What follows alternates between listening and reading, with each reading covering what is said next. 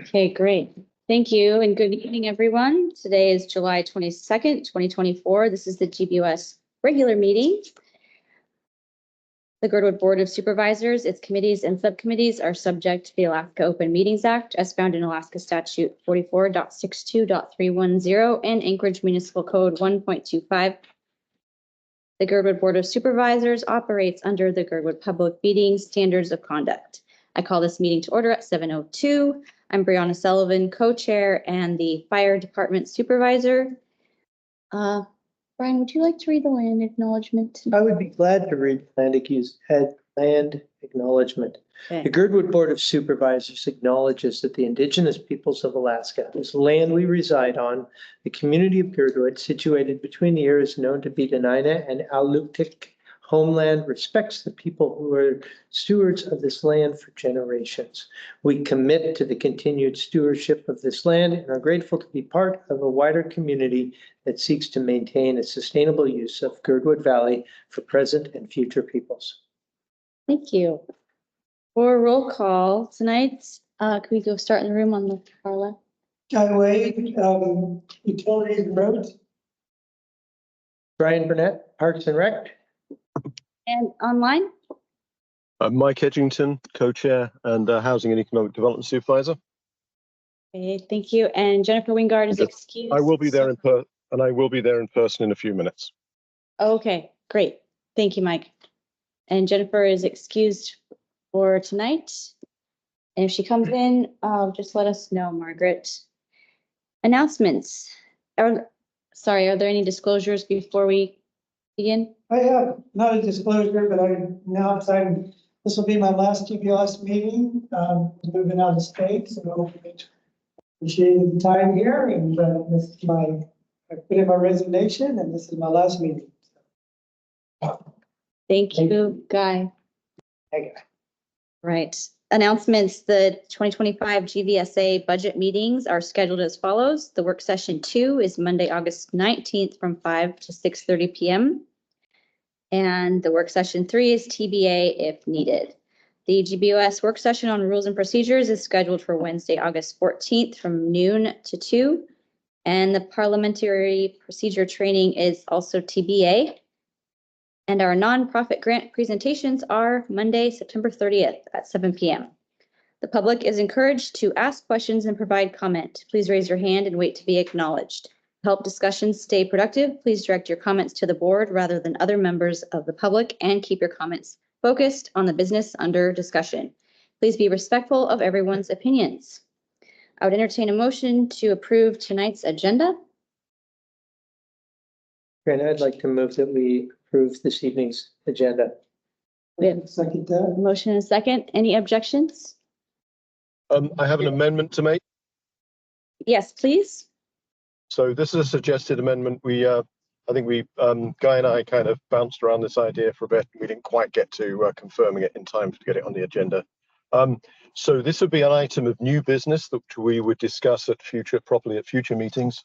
But it's there is an opportunity to look at potential future project for extending water mains along Alaska Highway into sort of Mine Roads and Old Girdwood. And it's something we would have to sort of initiate and basically ask AWU to put it on their project list. So the item would be to consider a resolution to ask AWU to put a future project in place or put a future plan for a project in place to seek funding for extension to water mains in Girdwood. Thank you, Mike. We have a motion to amend. Do we have a second? Second. Thank you, Guy. Any objections? Okay, we'll go by assent then. The agenda as amended is approved. That will be item number 21. So we'll go straight into the consent agenda, which includes minutes approval for the June 17th and July 9th meetings. The motion to approve consent, I think we do. Hot seat here. That's right. Okay. I'd like to make a motion that we approve the June 17, 2024 GBOS regular meeting minutes and the July 9th, 2024 GBOS special meeting minutes. Thank you, Brian. Do we have a second? I'll second Mike here. Okay, great. And that's our consent agenda. I'd ask for unanimous approval. Hearing no objections, the consent agenda is approved. Now we'll jump into presentations for a legislative report. Haven't looked at the screen very closely. Is Kathy Giesel online? Or her staff? Nope. Okay. And anyone from the mayor's office? Or assembly members? So that's okay too. And then our school board liaison, the update's probably a link in the packet. Anything from Tim Sharnan this month, Margaret? I have not seen anything. Okay. I believe the next HLB meeting is, In August. it's in August. Okay, thank you. I know their last one was not held. Okay, anything from supervisors with upcoming items to report? Nothing. Okay, anyone online? Supervisor report? Okay, Nothing from me. great. Next on to committee updates. Any committee members here that have items to report that are not in their minutes? Or that they'd like to elaborate on? Okay, I don't hear any. So we'll move to number 5, status of proposed Girdwood developments. That's right here on the front page of the packet or on the screen. Mike, would you like to go over any of these? If you could give me about 1 minute, I'll be in the room. Sure. I'll jump to the N-Star gas line. There's still no change on that one. And I checked in with Mr. Lopez today. Willem, your hand is up. Do you have one? Hi, yeah, just providing an update on the Alyeska Village development. We are looking at having some early work done this summer with regards to some clearing of areas in phase 1, as well as some utilities on both tract A and B. So should expect maybe some movement within the next couple of weeks on that. And Little Bears has already started, so. Next couple weeks. Okay, thank you. Any questions from the board for Willem, please, on this topic?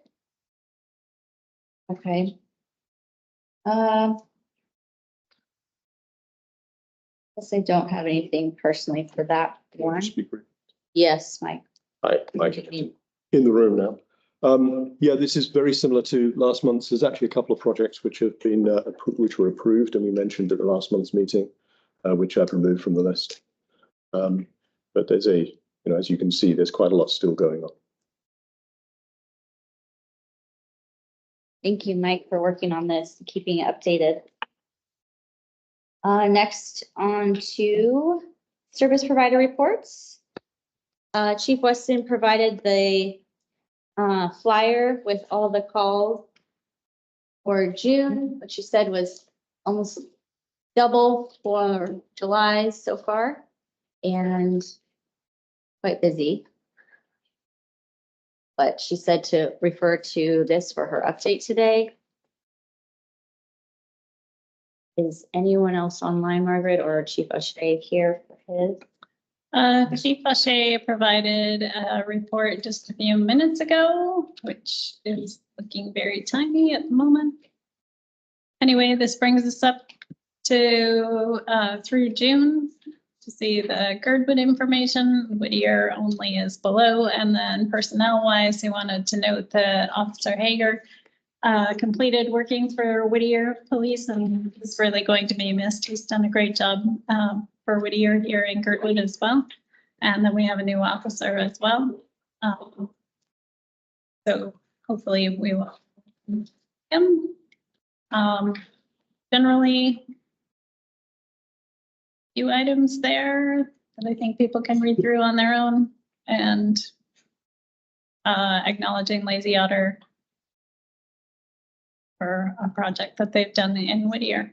So Great, thank you, Margaret. This is in the back of the room if anyone can pass it around. it is, and the packet was most updated maybe 20 minutes ago, so if you haven't refreshed your screen, you can hop online and take a look at the most updated ones. There's just a couple things that got added. Great. Thank you to Chief O'Shea for sending this in and welcoming Officer Bradley Adams. Any questions from anyone here in the room for either of those reports, even though they're right here? Okay. Next is Parks and Rec and Roads. Great. I don't have a whole lot to offer that's not already in the packet and available to you. I did want to say thank you to Alyeska Resort for holding two events that, well, they held the events and they provided some revenues to Girdwood, primarily Trails Committee in this case. So we really appreciate that help. They're helping us to get some donations toward the new bridge project. And otherwise, things are rolling along as you would expect through the summer. We have been working on paperwork to receive various grants, again, primarily to help us either with the Middle Iditarod or with the bridge project as far as Parks and Recs goes. Here are the links as far as Kathy Giesel, the school board, and HLB information. So I encourage you to go and check those out on your own. And then Kyle has put together the roads report. And so again, available to you to take a look at. Thank you, Margaret. And Kyle will be planning on joining us here shortly after 7:30, just depending on his flight landing. Getting connected again. Any comments or questions from the board, Mike? I just have one quick question. Could you go back to the, want to kind of point out, because this was mostly presented in our last budget meeting. This? Yes, this is for the fish passage work. So this was put out to bid. All of the bids came in above the estimate. Had to move a little bit of money around to make sure we have the funding available for this, although we expect it to hopefully come in at slightly below the bid, the actual work. I was wondering if Kyle had maybe been asking later, but if you happen to know, do we have a timescale? Is that expected to happen this summer? I don't know the answer to that. Okay. I have received some comments via text asking you to speak up if you can. Okay. Maybe it was the above paragraph said a timeline for something, but I bet it's not. maybe it wasn't Davos. Oh, the drainage will begin in August at Western. So we'll maybe ask Kyle. Yeah, well, that's when it comes in. Thank you. Thanks. Oh, no, actually, that's it. Sorry, the goal is to complete this project summer, early fall. So it is intended this year. Thank you. Great. Thank you, Kyle, for putting that together. Margaret as well. I think we will, if that's all for roads and parks and rec, we'll move into public comments. Persons offering public comment must state their full name and address. Public comment is limited to 3 minutes per person and must be on subjects not listed on the agenda. Is anyone here in the room for public comment? It looks like we have one online or a couple. So Mark Eisenman, go ahead, please. Welcome. Can you guys hear me? Yes. Awesome. Hey, this is Mark Eisen. I'm the Anchorage area planner for Alaska DOT and public facilities. Something you kind of hit on earlier was your culvert grant. I did send you guys information to Kyle and to the GBOS general email. There's a FHWA culvert, fish passage culvert grant currently open. I did sit through the webinar and I did specifically ask if road service areas were eligible, and they kind of danced around it. So you might want to have to check into that, but it would be something good to look at. I know you guys have other culvert, especially fish passage culvert needs in the valley. The current notice of funding opportunity covers just 1 year of funding, but it's for the rest of the grant. So there'll be 3 more years of funding coming open next year, 2026 and 2027. It'll be $200 million a year. This grant closes late September, and then it'll open back up in next May. So that's all I got. Thank you, Mark. Next was Lori, I believe. Yes, can you hear me? Yes. Okay, hello. My name is Lori Lakovsek-Trick, 555 Alaska View. I'm a Girdwood registered voter and resident for over 40 years. Greetings, GBOS and Girdwood folks. My joy today is it's raining. Thank goodness. I love this rain because it keeps the dust down on Alaska View's south side of Alaska Highway and Garmisch, running east and west to the resort day lodge and parking lot areas. People living along these busy feeder roads can taste the dust. This is not healthy or acceptable. I'm happy today because it's raining. The toxic dust during dry spells is a public health problem in our hood. This can be mitigated before it creates a public health risk. This area should be a priority for numerous reasons. Alaska View is a feeder subdivision road, much like Timberline, and we have lots of traffic along with resort parking areas which create more traffic during Forest Fair and numerous summer events. My public comment this evening is to be an advocate for more road budget funding to help us with this dust relief off the main road, which is Alaska View and the shortcut road Garmisch up to the resort area. Please allocate more road budget money to this area. I ask for your support and attention during the budget process. It is my hope you will help us breathe along Alaska View South and Garmisch. Thank you for your consideration. Any questions? Thank you, Lori. Ellen, I think you are next. All Ellen. right, thank you. Let's see, my name is Ellen Twynham. I live at 811 Timberline. And I'm wondering if I may please share my screen with everyone. Let's see. Okay, so what I want to talk about really quick is if everyone can see the screen. This is, of course, Ellen, Yes? just one moment. I believe your topic is on our new business on number 19. We put it oh under my new goodness, business. I had no idea. Thank you very much. I will wait. Okay, so take a break and we'll see you in a while. Okay, right on. Thank you, Ellen. Sorry to interrupt. Thank you, board, for reminding me. Okay, and in public comment, we usually don't take questions, but we are listening and would happily put things on the agenda if it's merited. So any other public comment for tonight? Okay, we'll go to old business number 7. Consider GBOS response to planning and zoning recommendation for changes to the proposed Girdwood comprehensive plan. I will declare interest, and I know in the past I've been recused from this item, and I'd like to be recused again tonight. Okay, thank you, Mike. This is definitely the case that you have been recused for this topic before, so you may be recused from discussion and action. So thank you. But I will be available to answer questions since I'm also the presenter. Thank you for reminding me that, pointing it out, so we might have questions. Okay. We have other board members that were there that night, but this is in the back of the room, the comprehensive plan process and status. I've not looked at the meeting dates, but there is, Imagine Girdwood's having a meeting to discuss next steps and talk about planning and zoning meeting that happened. But does anyone have any comments for this body's action? Brian?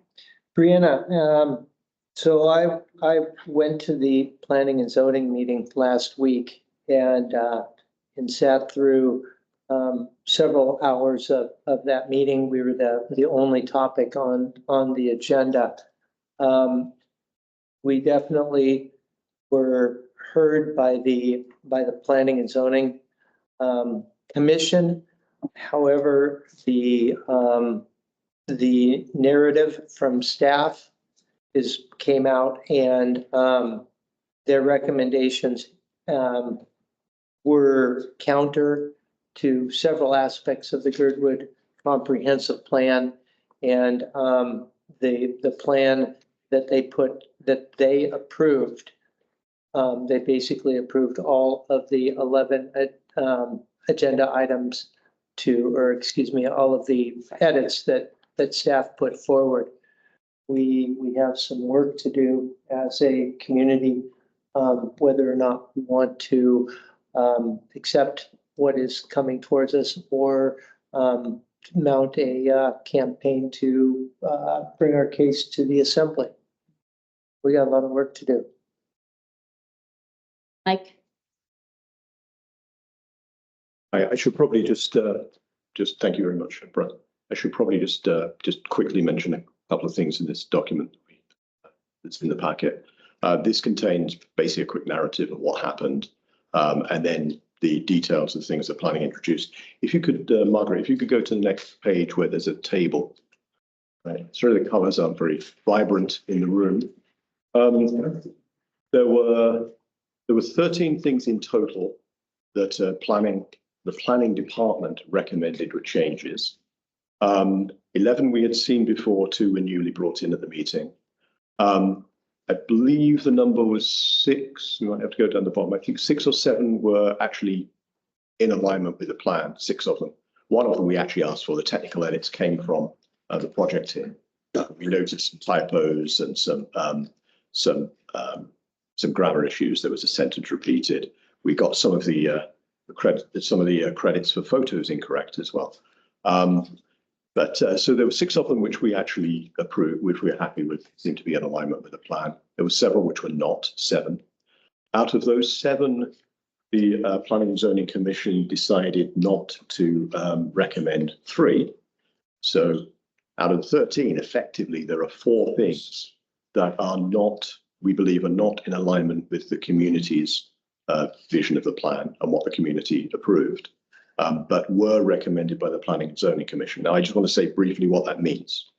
So this plan, unlike the Alyeska Master Plan, Area Master Plan, this plan is determined, this is something which is actually results in a change in code. It's approved by the Assembly and decided by the Assembly.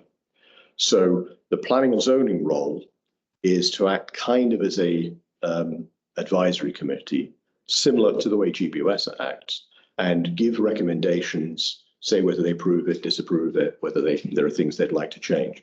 It's just advice. The Assembly can take that, use it, they can ignore it, they can replace it with their own things. So in many ways, although it was a painful meeting, and we definitely learned a lot from it, you can think of it a little bit like doing a practice exam. A lot of the questions were similar to the ones we expect to see from the Assembly. I think it highlighted some areas where we have not done a good job of explaining what this plan really does, because there were several misunderstandings. We also, I think it also showed kind of some areas we either need to present better or perhaps need to sort of make some slight adjustments to. So, you know, a practice exam, I'm an optimist sometimes. A practice exam, if you do really well in it, it can lead to a false sense of security. If something goes terribly wrong, then you learn a lot more from it. So although it wasn't a fun experience, and we spent, I think, 5 hours of my Monday evening there, it was, I think, valuable, not in terms of necessarily what the outcome was in terms of the planning and zoning recommendation. But I think it was valuable in the sense of makes us better prepared for the assembly work session we're likely to have and the final public hearing. So from that point of view, I think it was a valuable exercise, although not as valuable as it could have been, perhaps. So as Brian earlier said, there are 4 things which we believe are not in alignment with the community's view. All of these 4 items, they're the 4 that would be in brownish red in paper and very, very pale on screen. All of these 4 things are things that the community actually had quite a lot of discussion about. The community was both had, in many cases, exactly the suggestion which planning and zoning recommended, in front of them and the thing that eventually ended up in the plan. So this is not new items. These are items which we have discussed. And therefore, I think, the project team is pretty confident that these do not align with the community's view, because we have had discussions about them and came to a different conclusion.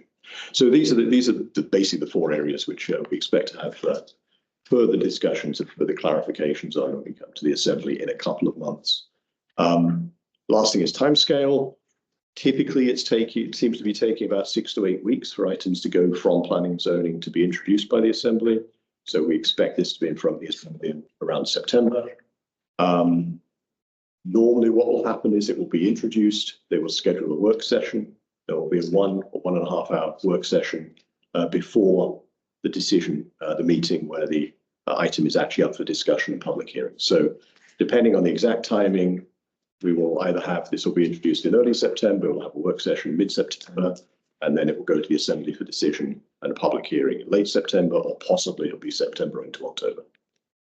That's where we currently stand. And as Brian said, there is a Imagine Girdwood meeting scheduled on the 31st of July, which is next Wednesday next week, where we'll go into this in a little bit more detail and cover lessons learned and definitely listen to other people's opinions on it. Thank you. Thank you, Mike, for thorough explanation, both Brian and Mike. Yes, go ahead, Guy. Just a process question, Mike, what, you create this plan, you present the planning and zoning, but at what point, I mean, now that it's in the community's hand, can you stop the bus if the document that the community doesn't agree with? Is it in their hands now, and what will be? I mean, without, obviously there'll be more input.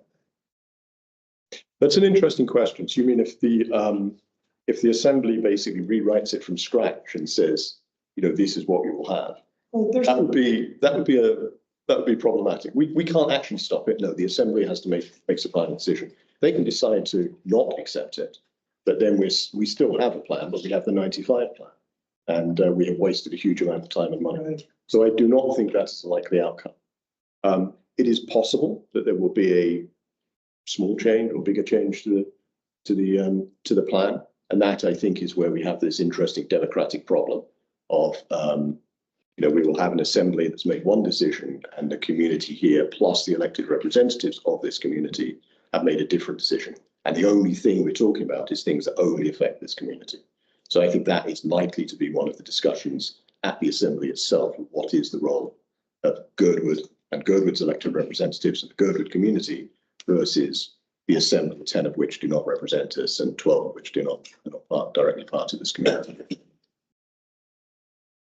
I do have a question with process slightly, but the dates, Mike, the letter, or if the board decides tonight that we do write a letter, is it to P and Z before August 5th? No, the PN planning and zoning, we already, GBOS, sorry, not we, you, because I was recused. GBOS has already sent a resolution to planning and zoning, and that was one of the things they considered. The next action would be to send a resolution, I think, to the Assembly when it's up for Assembly discussion. So I think my sense is it would make sense. It would probably make more sense to do this August or September than now, and then you can address any specific issues that the specific issues that have come up from planning and zoning, or any other changes the community wants.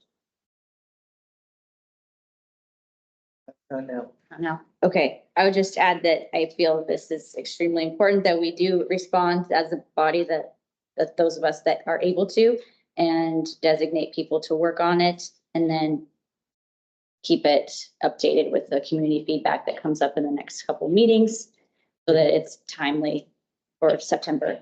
Matt.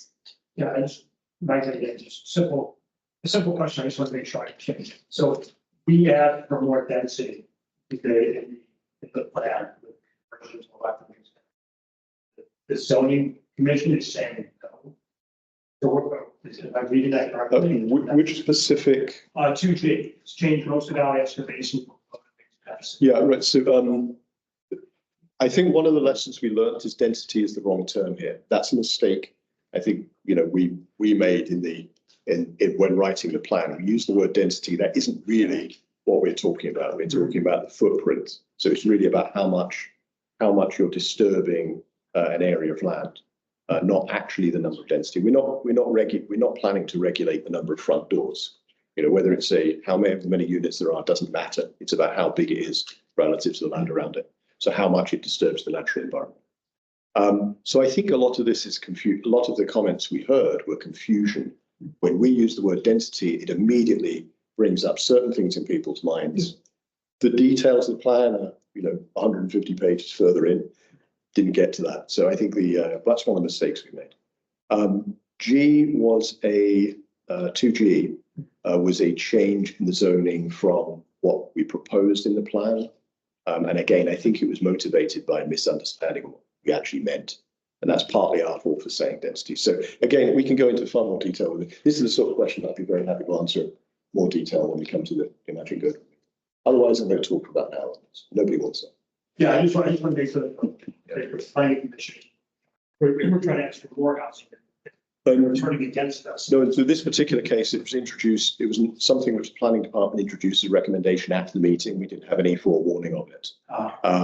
And it is not in alignment with what we had in the plan. So that's why we said it was not an alignment. And in the end, planning and zoning decided not to go forward with that recommendation. So, and the same with the vegetative buffer removal, which planning had asked for, and the removal of the potential future parkland, which planning had asked for. None of those were supported by the Planning and Zoning Commission. That's why we only ended with 6 things we agreed with were recommendations, and 4 things we do not agree with recommendations from Planning and Zoning. Anything else from the board right now? Okay. What's the will of the body and who would like to work on it?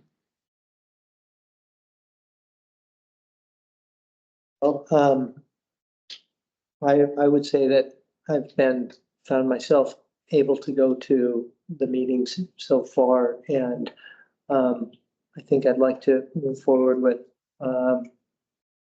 attending the Imagine Girdwood meeting from there. I am wondering if I do want to kind of look at a calendar and see how it stacks up for assembly action. Mike, if I could, a question. Do you think that it'll get introduced to the assembly in September for action in October, or August for action in September? It will get introduced in September, I believe, but I don't know if it's early or late September. There are 2 meetings in September. Yeah. So, and so I think that we should be also considering a potential joint meeting with the LUC to work on our community response. We might find a good platform there to involve a LUC vote on anything that we move forward with. And so we have the option of that in August or September. And I'd like to think that we could maybe get something for new business at LUC in the August meeting with a joint meeting looking in mid-September there. And that would probably prepare us as a community for anything that might come down at the assembly.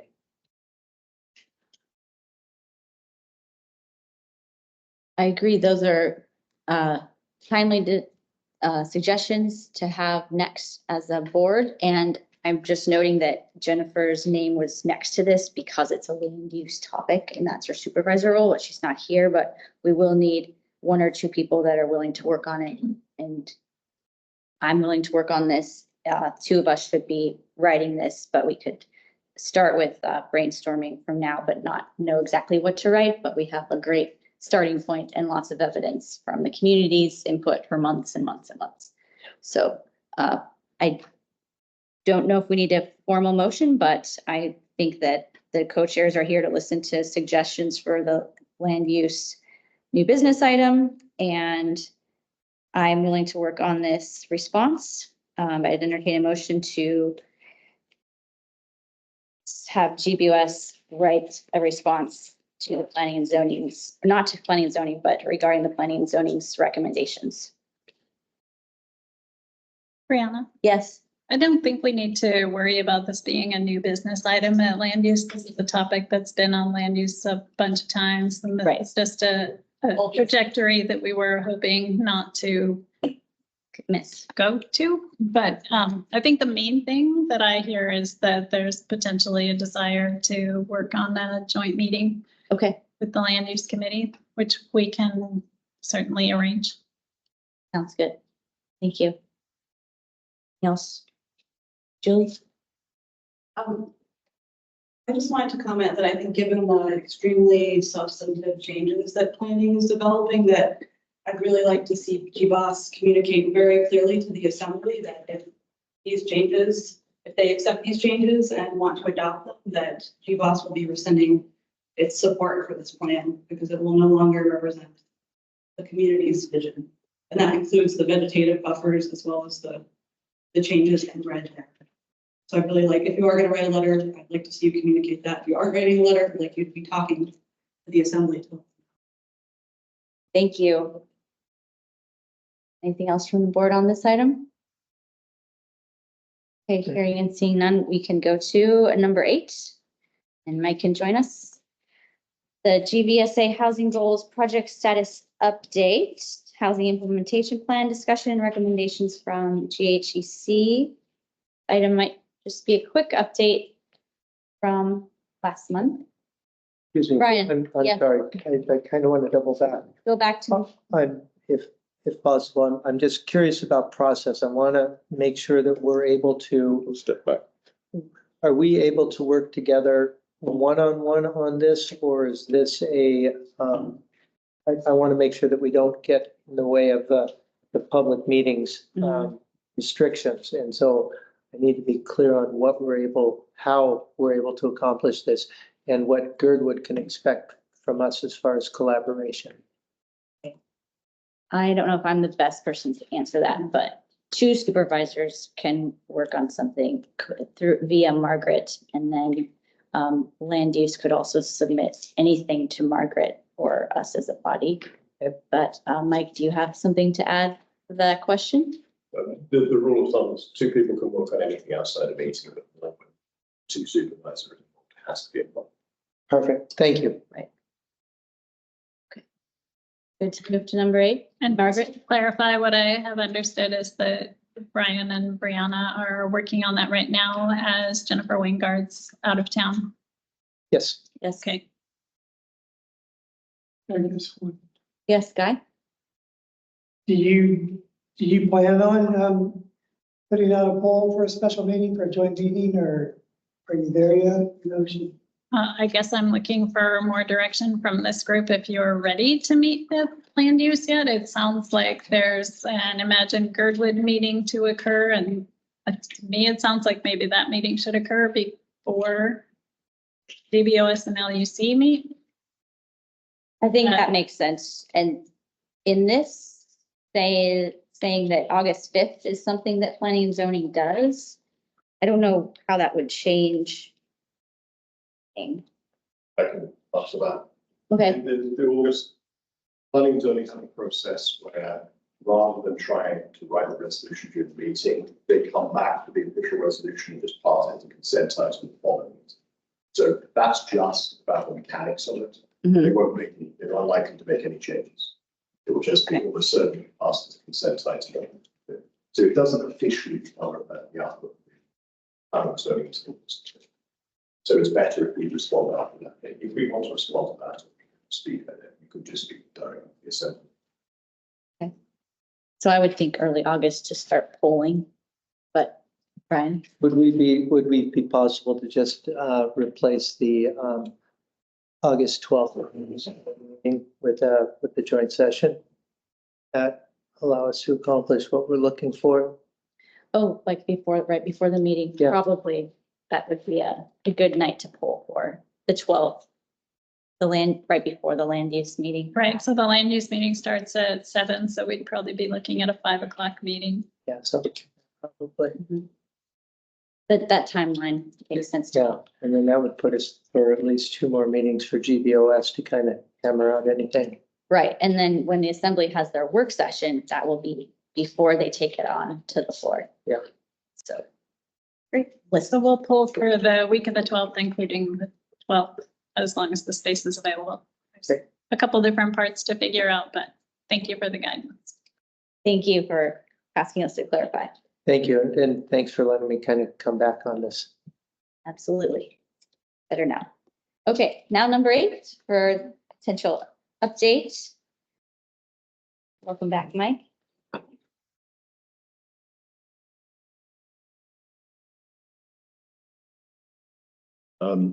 And I don't think Jennifer has joined us yet, so I'll give a quick update on number 8. We have this housing implementation plan discussion. I would like to postpone that to next month. There's a guest I'd like to have bring along who has experience of this. They're not available until our next meeting in August. So I'd recommend we just postpone this item to August. Okay, thank you, And Mike. as a motion, move to postpone until August. Do we have a second to move this item to August? Second. Second by Brian. Any discussion? Okay. Any objections? That item will be visiting us again in August with a guest, and we'll look forward to that. Number 9, municipal room tax compensation update.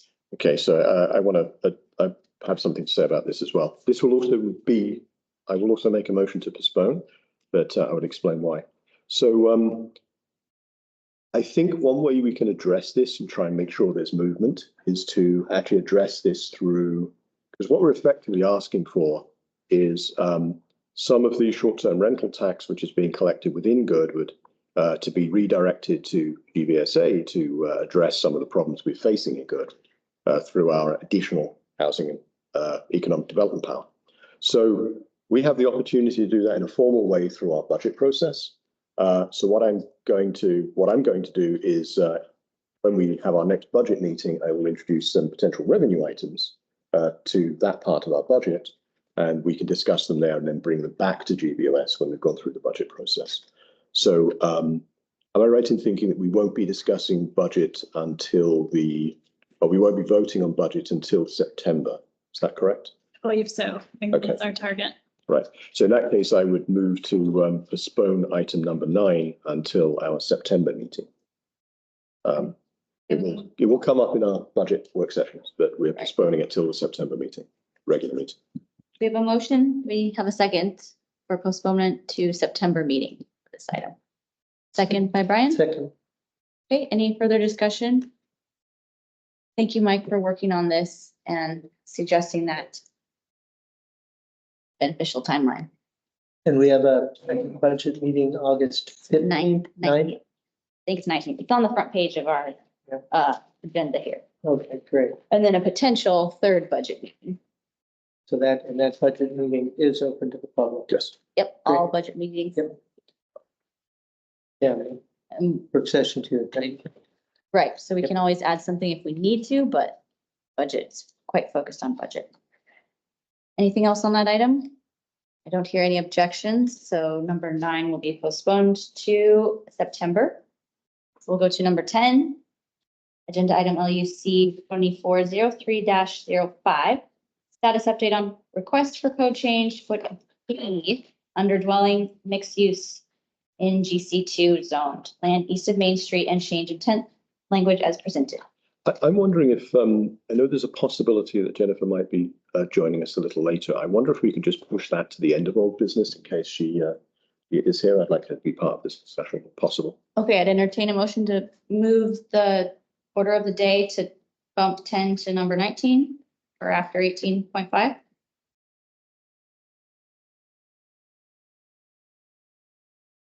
So I'll Just make in that case. as a motion. Just in case she Yeah. comes. Okay, we have a motion. Do we have a second to move? I'll second. Any objections? Okay, number 10 is now 18.5. We'll go to 11 for discussing levies in Girdwood. First, the California Creek levy protecting town center. I think Kyle was going to have an update for this meeting. I think that what has happened is that we've sent the letter. The GBOS wrote. And I think we have had no response that I'm aware of anyway, and it is on the agenda tentatively for the MOH-BOS meeting to discuss both levies. So I think that is the update as far as I'm aware. I haven't seen Kyle join the meeting. I know we're getting close to when he was going to try to, so I think he would jump in now if he was here. Thank you, Margaret. Yes, we have our meeting next Monday to discuss this with the correct invitees.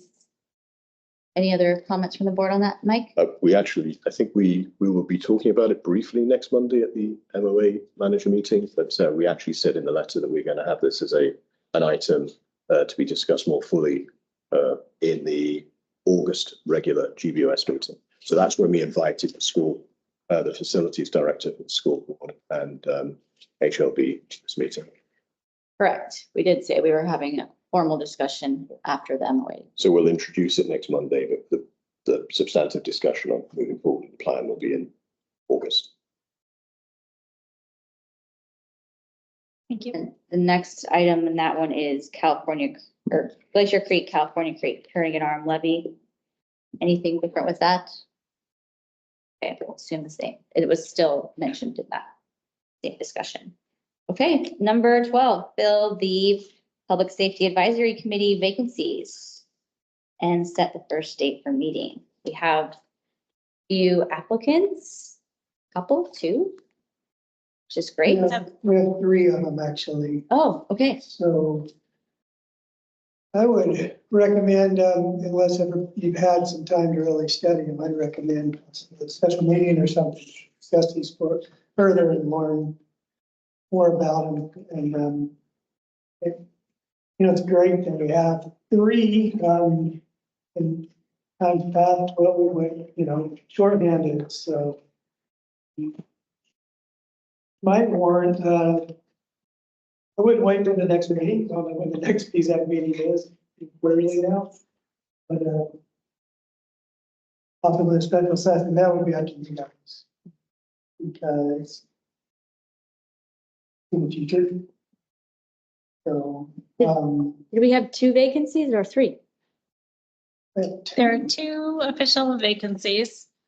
We have some members who've been serving for a very long time on the committee. So now that when I approached them about staying on the committee and just judging their interest, the 2 remaining said that they would continue to serve.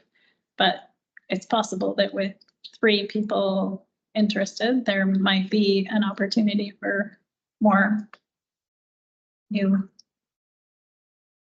it would be great if one of those stalwarts would remain on the board just for bringing the history with it. But, it might be a good opportunity for somebody who's been on it so long to bow out to. But it might be a discussion somebody on the board could have. Those 2. Mike? I didn't see I had only today discovered there were 3 applicants and I didn't have a chance to study and think through this enough. I also agree with moving having a special meeting. I'd like, if we could schedule something so we can make sure all 3 people are able to attend, then we can have a sort of questioning session, ask some questions, get some statements and do it more thoroughly. Perhaps what we could do is GBOS and PSAC joint meeting and see if we could get all of the potentials there. And then we also achieve having a meeting. Yes. Right. So that we can kind of set the tone. And perhaps we could start with the appointment process. Right. That sounds amicable. And I also didn't know there were 3. I just thought there were 2. So on this same item is choosing a date for that. Margaret? Well, so what I wanted to point out is that with Guy leaving the board, there will be 4 GBOS members, which means achieving a quorum starts to be kind of hard. Right. So just keep that in mind. Okay. I don't know that we can actually set a date at this moment. We can pull for it tomorrow. Okay. So, and also those 3 applicants might learn that there's a vacancy on GBOS. There are so many opportunities to serve. Starting tomorrow, So many opportunities. so we might not need to talk very long. Okay. Anything else on that item? Is that clear for the next steps for PSAC? Just to clarify, so the poll will go to the current members of PSAC, the candidates, and obviously GBOs. I think yes, To make sure that the candidates are able to attend if we're going to have that meeting. yes. Thank you. Okay. Thanks for asking. What will determine the date really will be whether we can achieve it. Yes, Oh. understood. Tommy? Guy, with you leading the board, are all your supervisors, the committees that you supervise are they're just gonna be not, there's not gonna be any supervisor in charge of them anymore? Well, Or are they gonna be traded to other people?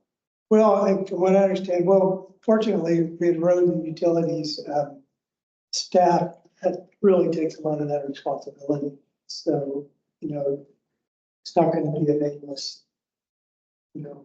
wonder. And then from what I understand, when we get a new board member, there will be, there might be a shuffle, or they might take on that, role that they're familiar with. I think the board will decide where they want to go with that. But there will be a supervisor assigned to the Public Safety Advisory Committee? So it'll need to be. Right. In the past, one of us has stepped in to do two roles, two supervisory, if you will, while the person is vacant. That's what I did when I came on. Or until Guy came, I think, something like that. Anyone else? I mean, I don't think it'll be unattended to. Okay, any other questions on this item? Okay, thank you for applying and interest. This is great. Number 13, GBOS rules and procedures. We have a work session August 14th at noon. There's work starting, but we don't have anything to show until August 14th, I would say. Yeah, I would say based on our discussion so far, this is probably going to be a little bit more than half a dozen edits. It's probably going to be a relatively big rewrite, but mostly by moving stuff around that already exists and then adding in some more material. So we will try and make sure that it's available well before the 14th so people can review it. And then that work session, we'll go through the details. And then I think the plan is if there's a clear path forwards after the work session, then we will have something to present to the board on the 19th. And then we will tentatively approve for it for public review. We will then publish it. And I think we have to publish it for 30 days. And then we'll vote on it after that. So that's the general model. Thank you, Mike. Any questions on that from anyone? Great. Next, number 14, the LUC 240604 request to pursue HLB municipal code requirement to initiate a land use study in the Girdwood Valley. This was last month's agenda also. I don't know that anything has changed, but we kept it on the agenda. That's correct. We moved it on to old business at land use earlier this month. We didn't have any robust hearing of it at that time as the petitioner wasn't available to attend that meeting. So we don't really have any direction from land use at this time. Okay, thank you, Margaret. And it is a busy time for everyone that's involved with this too, but. Yep. I'm not sure what the next steps would be. So, Mike? Yeah, so I noticed in the packet there's an extract of Title 25, which is Heritage Land Bank. So is this the section that refers to the land use study? This was information that was provided by the petitioner in the first place. And so just to make sure that it was available for the conversation, I put it back in the packet. I think what we're asking falls under section C. But I'm not entirely clear. The way I read this is it ties in with specific disposals. And I'm not sure that's quite how it's being asked for. I think I need to understand better what the intent of the request is. So I'm going to say I don't think there's anything we can do tonight. Right. Would it save time in the future if one of us asks some specific questions to the petitioner? If I think it would be land easier. use- It would be easier. Sorry, I didn't mean to interrupt. Go ahead. I think it'd be, Jennifer may well have done that. So it will probably be easier to pursue this one, Jennifer. Ask Jennifer. Yeah, maybe again, the right thing to do is just, can we come back to this if Jennifer arrives before the end of new business or business?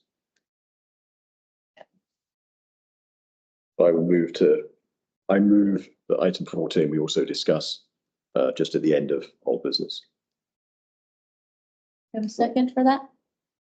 In case Jennifer arrives. Second. Thanks, Brian. Any objections? Okay, moving on, if that's fine with everyone. Number 15, and I was just gonna look over here, Margaret, did anyone join from assembly or anything like that?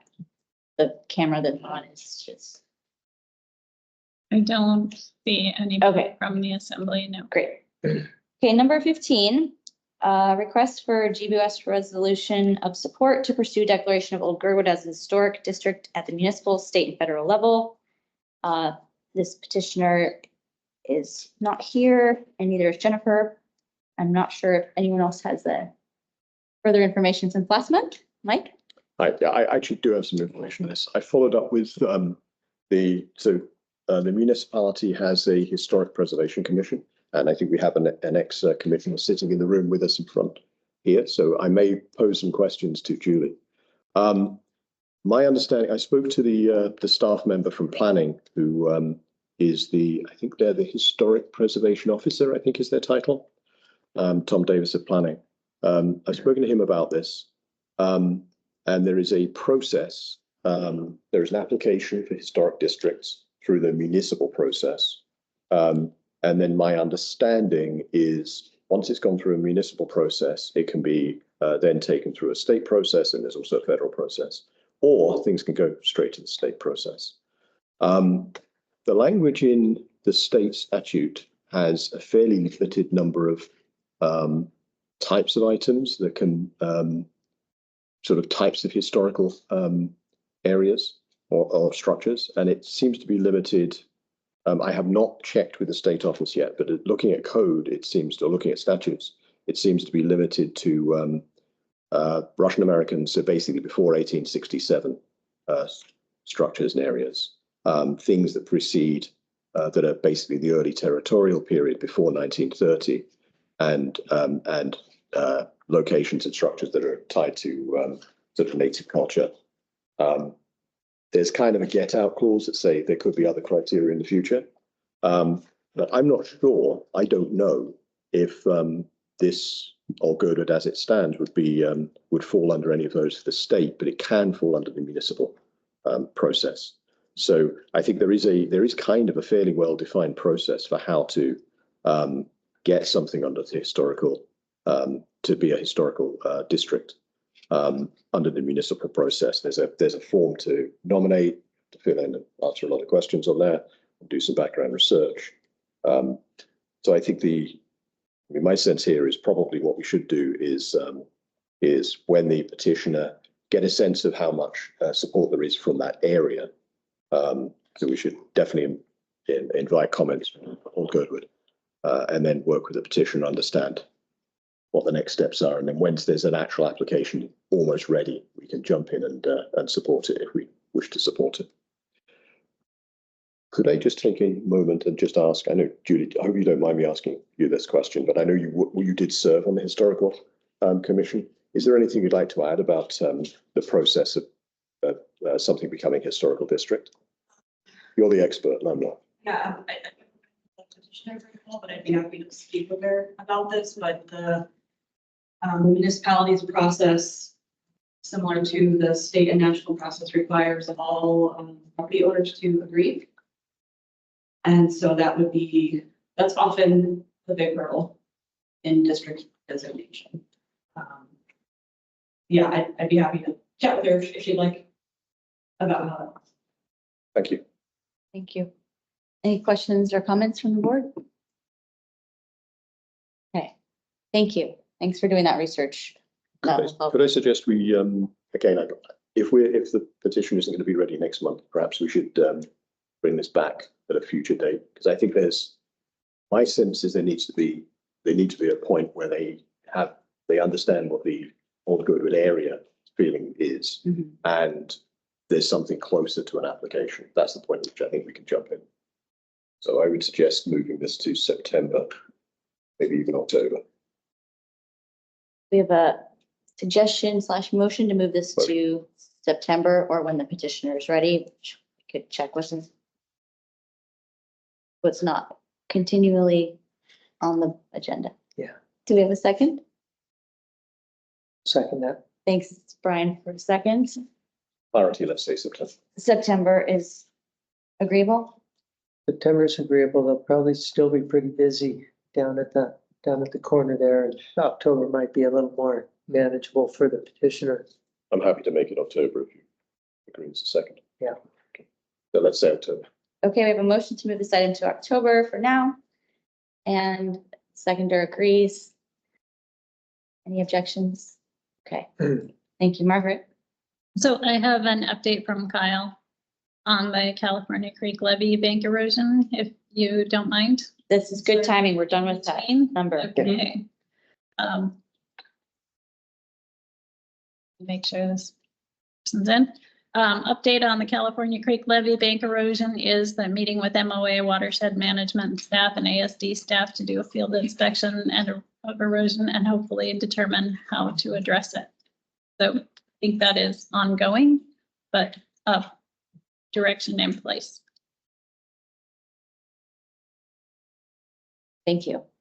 Was there any updates on the levee protecting Old Girdwood? I didn't see one about that, Thank you. but he's typing away right now. I'll break in with my next breaking. It's off the press. This. Okay. Let's move to number 16. Request for GBUS to change Girdwood Parks and Rec decision and allow permanent pickleball lines on the tennis courts. Brian, want to introduce it? Thank you. So this has arisen from public comment from the pickleball community that were dissatisfied with the Parks and Rec decision coming out of a very well-attended May meeting where it was basically said that there was not going to be permanent pickleball lines put on the tennis court. And since then, there's been some comment from members of the pickleball community that are looking to have that position reversed and to allow permanent pickleball lines on the tennis courts. Since the conversations that I've had, this group, this body has received numerous and significant comment from the tennis community and has with most of the members of the community speaking out against permanent pickleball lines on the court. We addressed this item at a previous PBOS meeting and did not come out of it with any sort of a resolution. And I think this evening we should come out with a resolution from PBOS backing the Parks and Rec Department. Thank you, Brian, for the introduction. And we did discuss this at length in June, but agreed to have it on the agenda as old business so we could have formal action in July. We all received many comments since that meeting, and many people that are here and online were there too. So are there any comments from any of their board members? So I was able to do a little bit of research, and I looked around trying to figure out what well-used tennis courts meant. And I would really, I got to admit, I didn't find much information, and about the most current position paper I found was from Portland, from their Parks and Rec department, and they were talking in Portland, where they, in their city, they're saying the city's over 250,000 people. They try and plan out tennis courts as a set of tennis courts for every 9,500 citizens. A place like Portland has tennis courts for every 6,500 citizens. The question is that how many tennis courts do we need for Girdwood? But it's really, these are Anchorage tennis courts also. And we do have players that drive from Anchorage to come here. We have, weekend homes that come and play here, and then all of the Girdwood tennis players. While the tennis courts may appear to be underutilized, I would think that there's a lot of traffic on it. And I think we're going to hear from Girdwood residents tonight about the traffic and how the courts are being played. Thanks for doing that research, Brian. Interesting. Okay, anything else from board members before? Yes, please. Yes, I was wondering if we can, I know we've kind of been discussing this as we rewrite the rules, but perhaps we can start with a motion so we have something in front of us. I was actually, what's written down in here is the opposite of I think what Brian just said. So I'm just trying to, on the fly, I'll try and craft a motion and then we can discuss it from there. So actually I think I will do the opposite of what's written down and do what Brian suggested. So the motion, I'm going to move that GBOS, I don't know, confirms or affirms the decision by Girdwood Parks and Rec to not add permanent pickleball lines to the tennis courts. I think that's a starting point. Thank you. Do we have a second for the motion? Yes, I will second that motion. Thank you, Brian. Any further discussion on the board yet? I'll have some comments at the end, but I'd like to hear the public first. Okay, I know there's definitely public here to speak, and everyone has equal opportunity to speak with our rules, even if you spoke last time or wrote emails. So whoever would like to raise your hand first, we would like to keep it under 3 minutes for everybody. It's just for everybody's time. So anyone in the room want to go first? Go first. Okay, you're right there by the mic, so go for it. Yeah, my name's Kevin Murphy. I'm a Girdwood resident, 106 St. Johann Loop, and recognize a lot of people here. I want to say first off, thanks to Kyle for what he did, and getting us the courts out of school. It was a great first step. I think we all were hoping it was going to be a first step, not the last step. And I want to thank GBOS for hearing us on this. Multi-use. What does that mean? I think in this setting, it means stretching our tax dollars to provide recreational opportunities to multiple user groups. We have multi-use trails, biking, hiking. We got a multi-use mountain right here. We got snowboarders and skiers and tele skiers and everybody else out there.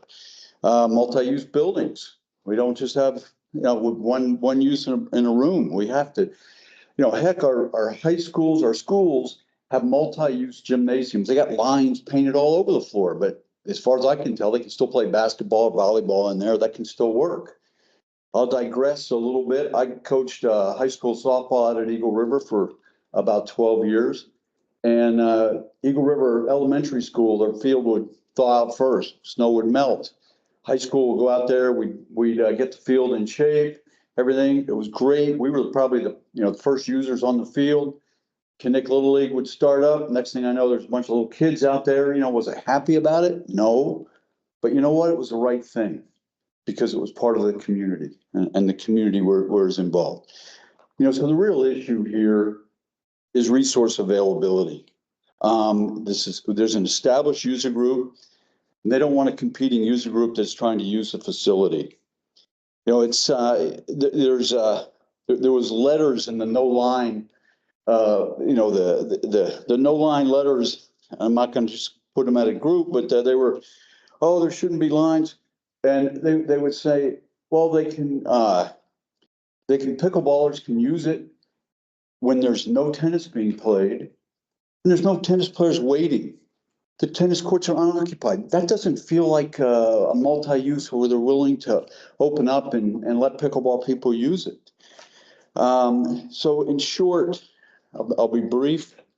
In short, this has been about lines or degrading or destroying the courts. Those were all words that were used. This is about not wanting to share a resource that's out there right now. And it's my belief that it is past time that this is a community resource and this needs to be looked at as a multi-user facility. It's happened all over the country where tennis courts are being used for both uses. Thank you for your time. Thank you for your consideration. Thank you. Tyler? Thank you. I'll try to stay brief as well. Tyler Cresswell, PO Box 788 in Girdwood. I'll speak again in addition to the comments that I emailed to GBoss, and that I think some of my old comments are also in the packet, but some new ones are in there from today. And in support of the comments by my fellow tennis committee members, Bob Dugan, Franz Sweets, Mitch Roth, Brendan and Julie, in strong opposition to the painting of any lines in the tennis courts. To reiterate the concerns brought forward by the tennis committee, additional lines create a distraction to competitive tennis. As mentioned in the last meeting, some USTA regions prohibit sanctioned play on courts that have additional lines painted on them. That would also restrict and hamper funding and grant opportunities for some youth tennis initiatives or tournaments that might be played there in the future or now. As Mitch Roth noted in his email, additional lines, especially when they're not painted by a tennis court professional, present a safety hazard. They're not painted with a paint mixed with sand that creates the same level of abrasiveness and grip that a tennis court has. So when you're running and sliding across the tennis court, it can create a hazard to slipping. I fell on the tennis courts last year, even when there was no other hazard, and it can be bad. So. Additional lines create user conflicts on courts that are already busy. While it's been said that the courts are underutilized, again, anecdotally, I don't stand and watch the tennis courts, but in my many trips to them over the past month to play singles and doubles tennis matches, during each one of those individual events, both courts were utilized at some point during my time there in the past few weeks. As some others have noted in their commentary, we've seen pickleball players skateboarding, hanging and leaning off the nets, and breaking paddles against the net posts, which I believe Brendan and Julie were left to clean up the last time they were there, and bringing dogs onto the tennis courts. The tennis committee reviewed a significant amount of letters and opinions by the entire community, pickleball community, the tennis committee, and Kyle made the best decision that he thought was a reasonable solution. My wife utilizes the pickleball courts at the school and enjoys it very much. And Kyle came to a reasonable conclusion that satisfied both groups. And unless we're missing some letters in the packet that was posted online, it seems like there's only two people who offered written support to overturn this decision, and many people who were opposed to it. So I'd ask that you affirm Kyle's decision. Thanks. Thank you. I'll go online quick to the first person that I noticed raise their hand. Mitch, go ahead for 3 minutes, please.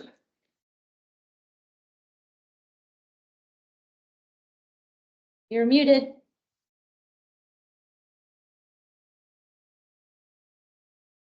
We see you though. How about now? Now it's good. Okay, I'm admittedly a little confused because we spent a lot of time talking about this at the June meeting, and my understanding was the vote was not to advance the appeal. But I guess if we want to repeat all the arguments, I think it's even stronger for wanting to support the Parks and Rec decision, which was to create dedicated pickleball courts at the Girdwood School and to not paint pickleball lines on the tennis courts. And I fully support the concept of multi-use of compatible activities, but there's also a list of prohibited activities because they would damage the courts in the current signage.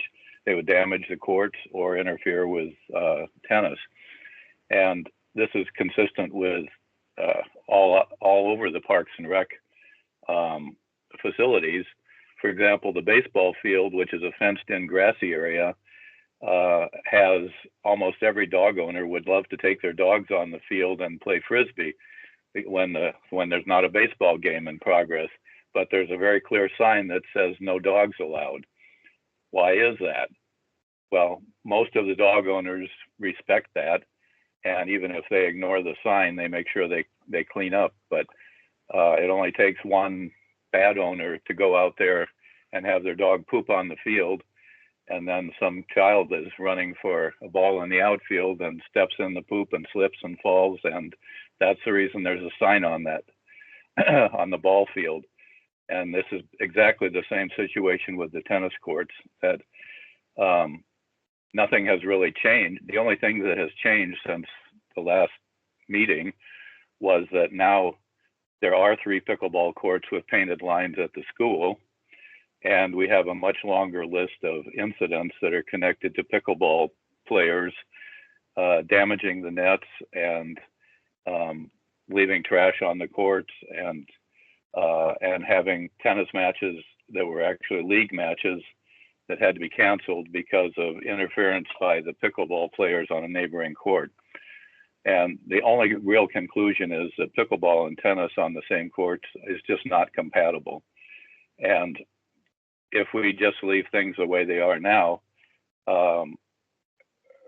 there's no way to change the behavior that's been getting worse, even though there are now pickleball courts available with painted lines.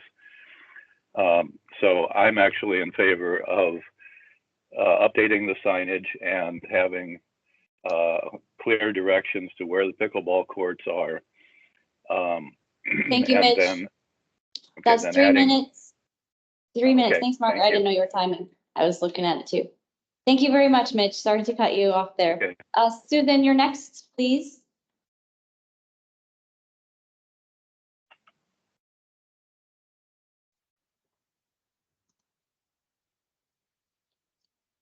Hi, do I have my camera on? You. Okay, hi. My name is Susan Brunner and I reside in Palmer, Alaska. I'm representing myself. I'm currently the president of Matsu Tennis Association. I am the United States Tennis Association League Coordinator for Alaska, the head tennis coach at Colony High School. I'm the Alaska State Activities Association Region 3 representative, and I am an avid tennis enthusiast. I'm speaking this evening to voice my disagreement with the proposal to paint pickleball lines on the tennis courts in Girdwood. With all of these positions that I hold, I'm able to participate in tennis in a variety of venues and roles. As a coach, a coordinator, a player, I can attest to the imposition that putting pickleball lines on tennis courts is for tennis players of all abilities. For youngsters and high schoolers who are learning the game of tennis, the pickleball lines are a distraction and can cause confusion. For adults, the lines are a distraction as well and can be a serious hindrance during tournaments and official gameplay, as well as eliminating opportunity for sanctioned competitive play. Currently, there are not summer recreation tennis camps for youngsters, adolescents, and adults in Girdwood, but there may be a need for these opportunities in the future. Similarly sized communities throughout the state, such as Talkeetna and Willow, have recently created spaces for youth tennis camps. They're hoping to develop players to support the establishment of middle and high school tennis teams in the near future. I mention that because while you don't currently have those rec opportunities for adolescents and youngsters in Girdwood, who's to say that those won't happen in the future? As I mentioned, sharing space between tennis and pickleball inhibits play for tennis players and those who are learning the sport. Additionally, there's also already a lack of available play space for tennis in our state. In the Matsu Valley, for instance, there's currently 5 usable courts, 3 of which Matsu Tennis Association fundraised the entire cost of $250,000 to have rebuilt in 2021. There are currently 115,000 residents in Matsu Borough. So if we go by the math that was presented, there's not enough tennis courts to go around here in Matsuburo, which is similar situation in Girdwood. So as soon as the courts were built, the pickleballers showed up anticipating that it would be a shared space. When we had these courts built, I worked closely with Matsu Health Foundation to acquire the grant money, and they funded up to 90%, $90,000 of that project. And they said, if we made it a shared space, that they would withhold funding for us, that they did not want to make it multi-use, but they were willing to dedicate money to pickleball courts if somebody would like to have those built. So as a coach at Colony High School in 2019, I wrote grants and worked with the school district to have a $75,000.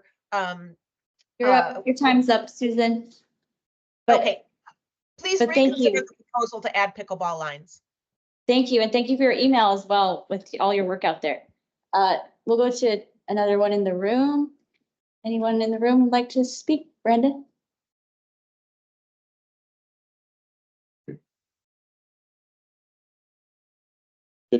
Yes. Hi, I've written this out, so I'll just read it. For the record, my name is Brendan Raymond Jacobian. I'm a Girdwood resident and tennis player. I frequently play tennis on the courts for drills, informal play, league matches, and tournament matches. And I play with people from all over. I submitted a written comment in advance of today's meeting. I hope you had a chance to read it, but it's too long to fit in 3 minutes, so I'm just going to try to hit the high points here. And I'll be glad to take any questions if you have any. I'm opposed to painting pickleball lines on either of the tennis courts. Parks and Rec made the right decision, and I think this issue should be wrapped up with that. Painting pickleball lines on the tennis courts would unquestionably degrade the tennis experience, which is the intended primary use of the courts. GBOS and the tennis committee have heard many times from tennis players submitting comment about the negative effect that this would have. And to me, what makes it worse is that adding lines to the courts is totally unnecessary. Pickleball players now have 3 painted courts at the school. They have year-round opportunity, and in fact, more opportunity than tennis players have in Girdwood for their activity. I think if people can't put down and pick up line tape on the tennis courts, I think we're sort of past the point of reasonableness. I think you also need to consider a few additional things, which I also mentioned in my letter, but I'll just highlight again since I have a little bit of time.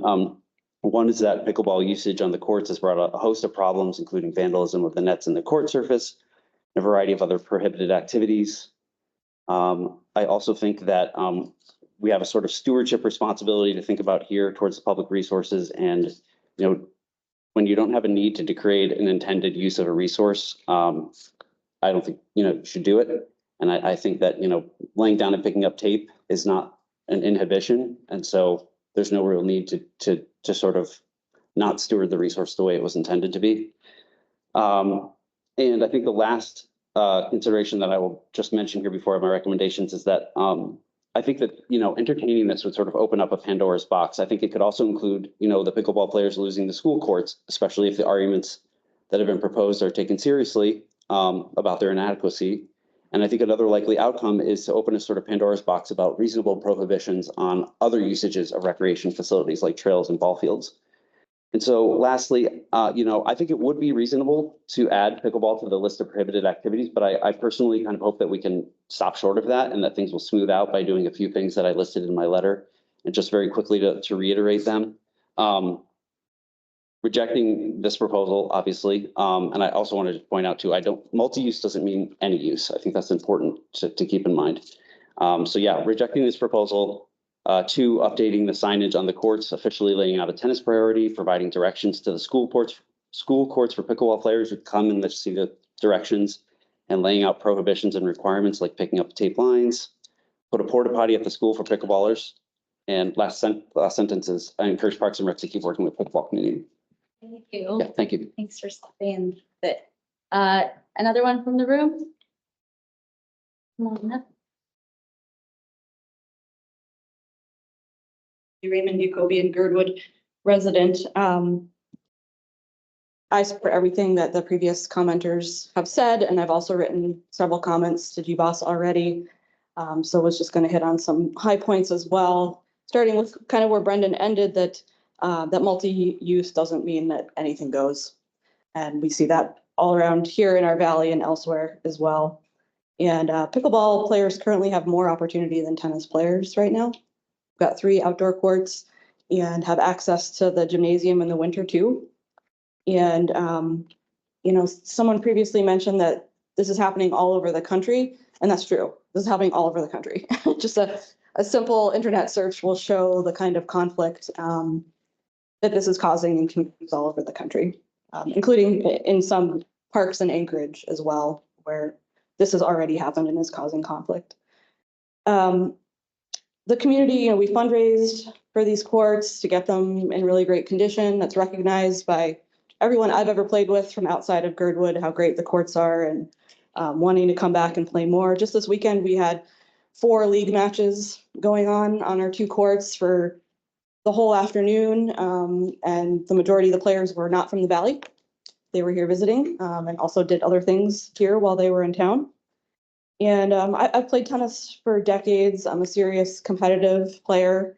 And I don't know how else to say it other than that those additional lines, they are distracting and they do degrade the experience for serious tennis players, as well as Susan explained, younger or just new to the sport people who are trying to learn. And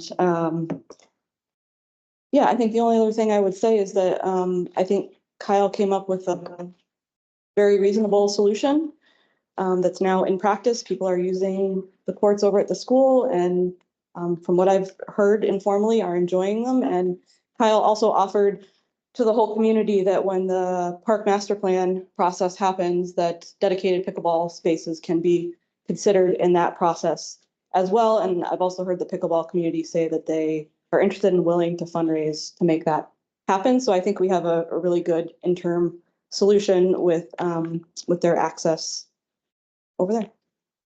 Thanks. Thank you. I'll go online next. Ed, you have 3 minutes. Thanks. I just wanted to say we really did appreciate Kyle's setting us up at the school. It is inadequate to the sense that it is an asphalt parking lot. I would wonder how the tennis players would feel playing on asphalt because it's about equivalent for us. We do need a better surface. You know, and one of the things that's really been bugging me with the letters that I've been reading is the characterization of pickleball players being vandalizing things. There's about 30 to 40 community members that play once or twice a week, and most of those people volunteer for the food bank. They work at the health clinics. They are strong community members and would never vandalize. And if the discussion needs to be had, it should be on the merit of putting pickleball lines down, not on misrepresenting who the pickleball players are. We'd originally asked for 1 tennis court so that there was 1 pristine court for all the different championships. And we could have 1 that we could use. We could fit multiple pickleball courts, 2 to 4 on 1 tennis court. And the other tennis court would have been left completely untouched. So I just think there's a lot of rabble rousing. I kind of have equated it to, you know, telemark skiers are the most athletic and talented skiers out there. So they should ban regular skiers from Alyeska because it's a purist thing.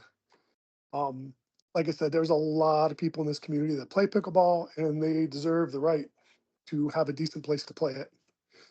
In the future, we could fundraise, we could come up with our own court, but I think in the interim, allowing 1 court to be used for pickleball seems like a completely reasonable request. So I suggest that GBOS does not approve shutting down pickleball, and that was it. Thanks. Thank you. Thank you, Ed. Chase, you're next for 3 minutes. Good evening. Thank you very much. Thank you to the Board of Supervisors for the opportunity to speak this evening. My name is Chase Berenson. I'm a Girdwood resident at 115 Powder Run Lane, and I play pickleball in the community. Both this evening and in previous discussions, many people have spoken about the merits of, pickleball versus tennis. So I don't want to rehash the same pro or con arguments about the sports themselves, but there are a couple different angles I'd like to point out with these topics. First of all, there's been a lot of discussion about how heavily used the tennis courts are or are not. But the thing that stands out to me is that none of the commenters who are pro exclusivity are using data. And I do appreciate Supervisor Burnett for his research and the data he provided earlier this evening. But if we look at the letters in this week's meeting packets, when it comes to how heavily used the tennis courts are, we see quotes such as, "The courts are highly used because I use them regularly." And another quote is, "I know many tennis players." Unfortunately, that's not data. None of the group that favors exclusivity can say how many users are on the courts at any time, or they're choosing not to say that. On the other hand, the pickleball community can show data providing info on how many community members participate, how many play per week, how many show up in games, how many people are using these community resources. In my mind, there's only two reasons why the pro-exclusivity group doesn't want to provide data. Either it's a group that doesn't really take this conversation seriously and wants to make noise, or the group understands that the data would show the courts are typically vacant. Speaking of lack of data, this evening we've heard some claims of skateboarding pickleball players, vandalism, breaking tennis nets. Once again, these allegations have come without any data to back them up. There's no dates that anything happened. There's no idea of who might have done it, just these ethereal events that people will throw out with vague terms. My final note is going back to the letters in the meeting packet. There's a letter that states that hundreds of thousands of dollars were fundraised in the community of Girdwood to build the tennis courts. That seems like the opposite of an argument for exclusivity. I donate to causes in Girdwood that don't impact me personally, but I donate because I believe in improving the community through providing community infrastructure. And I know people who donated to the tennis courts specifically, even though they don't play tennis. It seems like it would set an unfortunate precedent for community fundraising in Girdwood if GBOS can send the signal that community infrastructure will actually not be for the community, but will be for the exclusive use of a small minority. Girdwood thrives on our sense of community, and it is the antithesis of the spirit of Girdwood to convert a community resource to the exclusive use of a small group that can't even show us this evening that they regularly use it. Thank you for your time this evening to discuss this topic, and thanks for your consideration. Thank you, Chase. We'll go back to the room. Is there anyone that would like to speak next in the room? Okay. I'm actually Sally Gates of the line item. The first thing I'd like to say is that I was never aware that it was a line item. The last time that I spoke with Brian, he said he would like more discussion, and I attempted more discussion and really got very little communication. So I was not aware that this was a line item as new business, and I wasn't aware until someone let me know when I was driving back from Anchorage that it was. And so that would have been great to know. I haven't played pickleball for over a year due to a back injury, but I do feel like as a community member and someone who has spent a lot of time with my family fundraising for skate parks, not just in this community, which we have, but also for skate parks in Anchorage, for the importance of multi-use community facilities.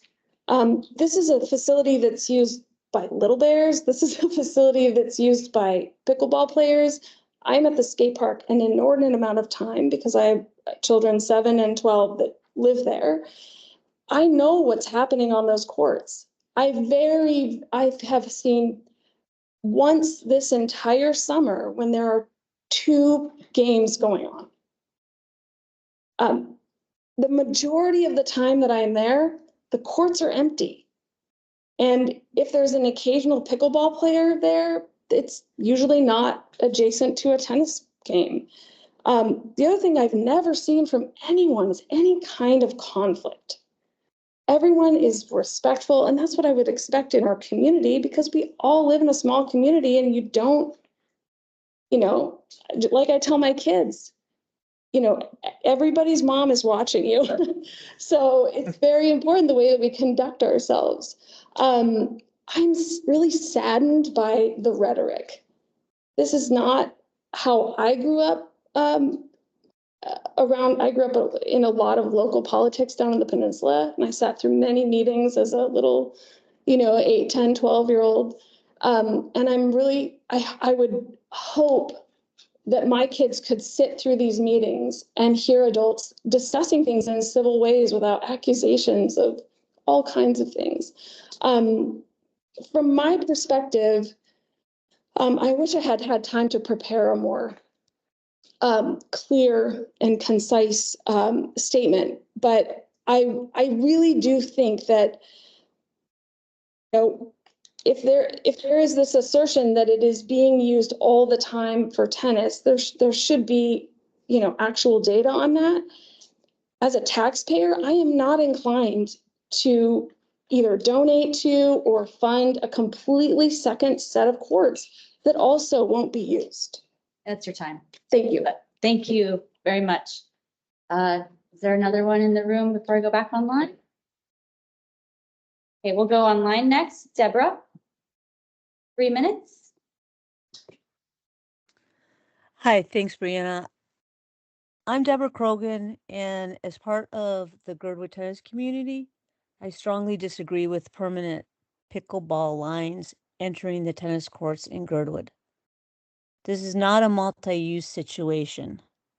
Just like designated Nordic ski trails are not suitable or allowed for winter bike riding.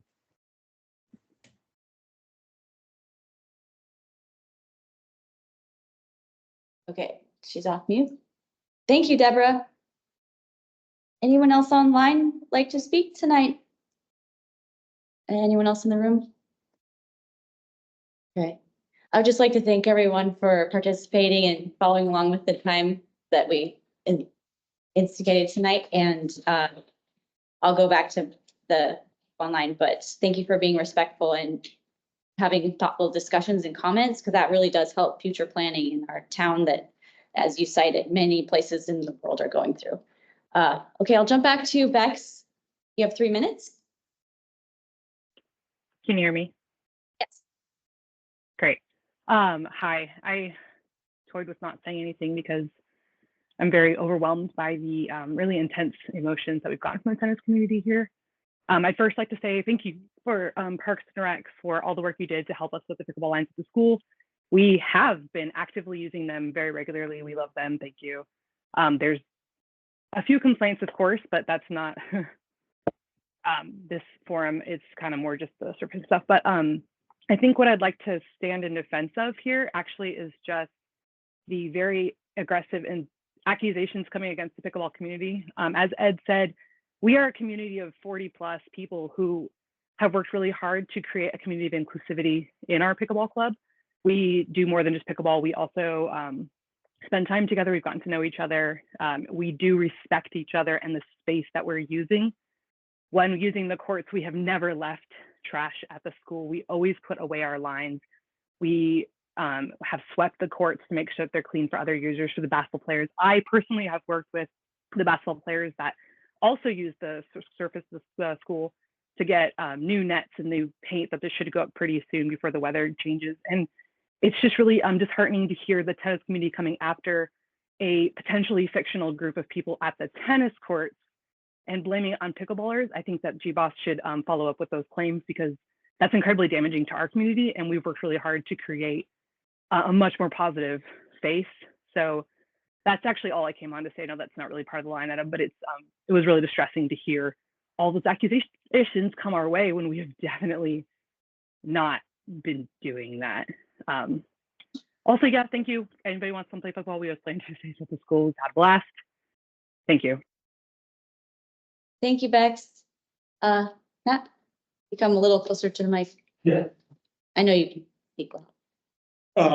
Matt Schechter, 119 Girdwood. Kitzbühel, sorry.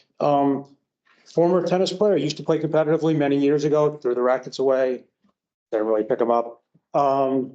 So I completely agree with the tennis. You don't want pickleball lines on a tennis court. But at the same time, if the data supports that the answer might be we have one tennis court and replace one with two pickleball courts, and there's enough data that supports that that's the supply that's needed to match the demand, then maybe that's what the community should consider. That's it. Thank you. Thank you. Okay, any comments from the board? Guy. So what we're looking at is painting permanent lines on the tennis court, correct? Not a single use. thing, okay, yeah. Because I mean, I coached Little League for a few years and, the way that our field's set up, we're 7 majors and we're not, set up to have a movable mound or move our base paths further, but I've always utilized that with our coach pitch, and then we had our seniors and intermediates out here practicing as well. So there's multi-use in that way, but the design of it was specific for minors, the way it was set up. So I think if we're not talking about total exclusivity for tennis only and putting down, making some concessions to put down tape, it seems like that's kind of a win-win. It's obviously favors the tennis folks, but they did develop these courts before there was really was pickleball. So, and though I do, I'm a bit discouraged. It sounds like the tennis folks are kind of treating the pickleball folks as snowboarders were once treated. I don't know if that's the right characterization. I know a lot of people think they wouldn't break things or leave stuff, but it does happen. So I'm going to support this, that we don't need permanent lines, but I'd hate to see a total exclusivity for tennis only, and I hope that's not. That's all I can say. Thank you, Guy. Margaret? I just wanted to clarify, just in case there are people here who haven't been a part of more of the full conversation about what Kyle's determination was. And that was that nobody is being excluded from using the tennis courts. All the racket sports are invited to use that space. But the pickleball players, if they do come to use the courts, will need to bring their own nets, and they can put temporary lines down with tape. And so it remains definitely a multi-racket sport use. I also wanted to say that anybody who's looking to use the courts with exclusivity can do that, as we do with the ball field and the soccer field. There's a field rate for a day, so it's possible to hold a tournament without having other people be there and in your play. And I think that it's possible that a user conflict could happen among people who are playing at a tournament level with any other player on the court, because I can tell you that I could be in the middle of many different games with a tennis ball. I'm surely not able to stay just on one court. So anyway, there are ways to manage the various uses and the various purposes intended in those uses. So, and the rest of Kyle's determination had to do with going forward with park planning in the future, which of course is a part of the budget discussion coming up with GBOS. So once we have a park plan in place, then we can start to put those plans into play, so to speak, and then we can fundraise for whatever sort of a surface. The surface that the tennis courts have is definitely a special surface. It's very expensive. It's relatively difficult to maintain at the level that it needs to be maintained at. And so, it's a special thing that should be considered in any use. And that is why there's not chalk on the tennis courts. It's why there's a lot of things that are not allowed there, and the fundamental reason for any prohibited use on those courts. So I just wanted to point out those few things.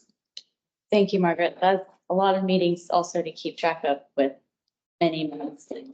Kyle's summary last month that did or didn't hear. So thank you. Mike, would you like to say anything? Yeah, sure. Okay. Thank you. Sorry, I missed some of the comments at the end there. So if I'm repeating, apologies. I think I'm a little disappointed with some of the rhetoric I heard. I think the pickleball players were compared to, I think, dogs defecating across the ball field. I don't think we've heard that particular complaint about pickleball players, but a lot of claims of vandalism and other things. Again, I don't think those accusations should be thrown around casually, and they seem a little bit too casual. This is kind of when I did some research on this, I don't play pickleball, I don't play tennis. When I did some research, I saw pickleball described as the new sport for the 1%. And I've always thought tennis is very similar. So it seems like a very narrow conflict. But I do understand why it's happening. I heard several people talk about solutions we could have now, like temporary lines. We obviously have the courts in the school for now.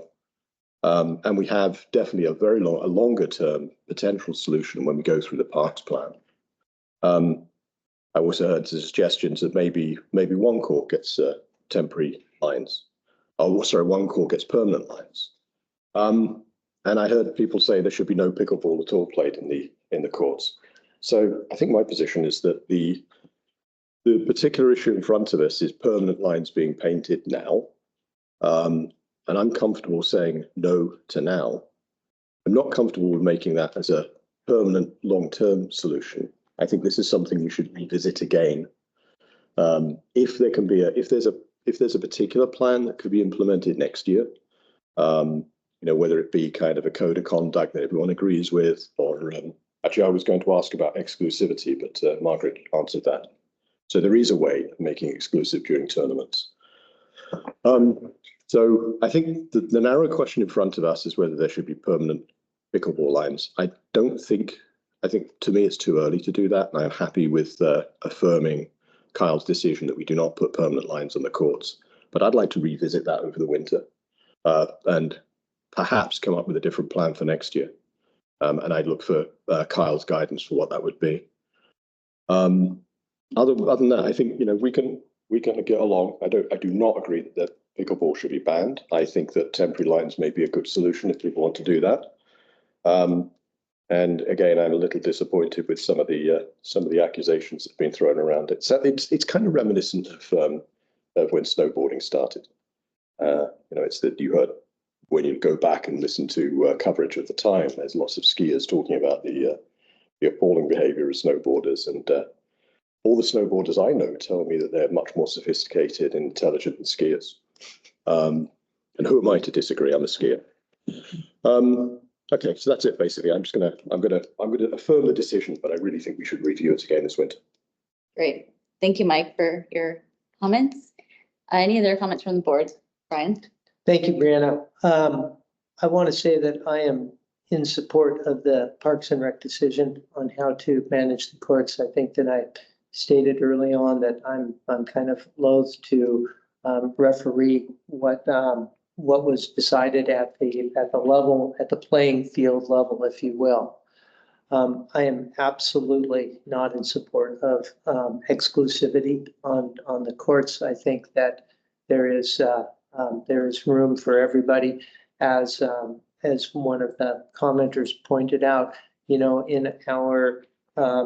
In our skate park, we see a tremendous amount of use there by competing user groups, if you will, skateboards, inline skates, and scooters. So we can get along. I would really look forward to seeing some data that would support one court being tennis, one court having some pickleball lines added to it. I think it would be part of a great decision for later on this winter at some additional tennis committee and Parks and Rec meetings that help to manage the sport and see if we can, manage the courts. And then Margaret, I will get with you. I want to learn more about how groups reserve the ball fields, and if we can utilize the same system we have in place to manage the tennis courts like that to help resolve some of the conflicts. Absolutely. So I can answer really quickly that there's a form, just like reserving the community room. And absolutely, we can reserve it through the ActiveNet system. It's not a problem at all. From there, it goes to really high tech and we laminate a reservation and stick it on the fence. Blue tape. In this case, zip ties, because, you know, chain link. And just to say something further about like just general malfeasance and misbehavior, I will say that our parks and our trails and our community is experiencing occasional vandalism. It happens. It seems to run in kind of fits and spurts. If you look at my Parks and Rec report, you'll see that a couple of our plants were removed, and I'm sure whoever has them will enjoy them greatly, but they were kind of nice where they were, and I really appreciated the efforts of the volunteers who planted them there. So, you know, it unfortunately is part of living in groups, and so I'm sorry that it happens. Sometimes it makes me really angry, and sometimes I have a lot better sense of humor about it, but usually I just pick up and carry on. So. Thank you, Margaret. Any other comments from the board? Thanks, everyone. I don't have anything further. I agree with everyone's statements. Margaret, could you do a roll call vote? Absolutely. Don't think anyone needs a repeating of the motion. Well, I was going to suggest that maybe we make the motion a little simpler and just say GBOS moves to affirm the decision by Parks and Rec at this time. And then that opens it up to maybe future. Okay with that. I'm comfortable with that. I may make an amendment now. And the second? Oh, well, I would just assume you do what you want to do. Thinking about it. I just find that not allowing makes it complicated language. We're trying to write something in the affirmative. So whatever you would like to say, Mike. Just to clarify this, the position at the moment is that temporary lines can be put down, people can play pickleball on it, but it's it has to be left in state. It's right back, yeah. So the amendment I'd like to move then is just to explicitly say we look for Kyle's guidance and we'd like to revisit this during the winter or next season. Do we have a second for the amendment? Second. Second by Brian. Any further discussion? You mentioned it earlier, but a chance. I said earlier. Got it. Anything else? Okay, so we'll vote on the amendment first and then the main motion. Mike Edgington, Yes. Brian Burnett, Yes. Guy Wade, Yes. Brianna Sullivan. Yes. Okay. And now to the main motion. And to the main motion, Mike Edgington. Yes. Brian Burnett, Yes. Guy Wade, Yes. Brianna Sullivan. Yes. Passing 4-0. Thank you. Thanks, everyone, Thank for you. Thank you. participating, informing us. We'll move to number 17 for our agenda topics that have been published for the meeting on Monday, 4 p.m. City Hall during the workday. Any comments from the board about the items or revisions?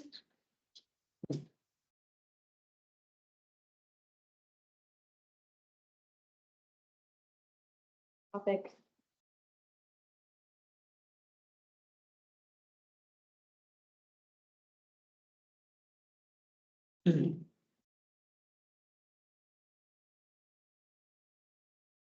Not really a comment on the topics, but I understand that we may have both the new and the old leaving municipal manager there on Monday.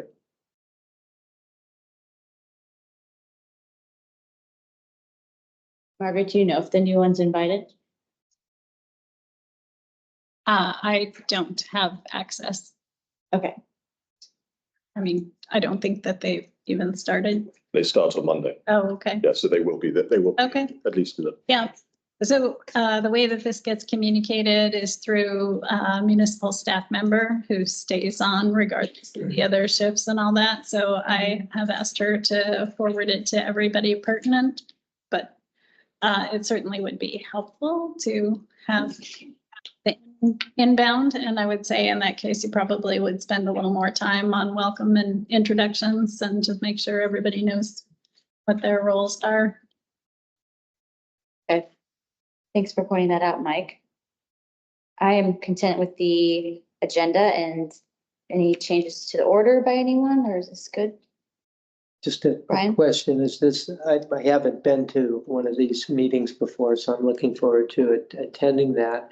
Is there a reason for us to include our summary of what happened in planning and zoning? Or that would be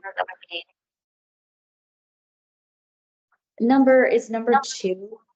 That's about the historical districts and their things. So I don't have an answer for that. That's affirmative right now, but Mike, do you have an idea? That's, I think if someone wants to bring it up, they could. we could add it under number 2. I mean, I would like to suggest that just the brief summary that Mike put together on the meeting would be just a real easy, already prepared document we've all had a good chance to review, and just could read it to those in attendance. I think that's a good idea. And having it sent very soon. Well, it's a week away, but most of the time, the people at the meeting don't always haven't thoroughly read what we're going to talk about, and they're not always there, but hopefully they'll be there. And we only have 1 hour, so we try to keep it brief and positive. But that's a great suggestion to put on number 2, and we could do it at the beginning of number 2. I'd be glad to read it real fast, one breath. Okay. This is the chance for any suggestions, so it's coming. Oh, it's your agenda. You could, if you think there are some items on here that should come off, that's fine too. In the interest of time, and I mean, the municipal staff is still getting organized, right? Right, so that might, just attendance purely would determine what we talk about, but anyone else have comments on what to keep or pull? I think this is a good summary of issues we're working on, and we'll need municipal manager help. So I think we can, as long as we keep these relatively brief, and we may have to have follow-up actions. Right, follow-up is always good. Okay, I don't hear anything else, so adding number 2. Adding number 2. Got it. Okay, thank you. So now on to Kyle's GVSA capital projects list, which I couldn't see very well online, but I know it's right here in front of me.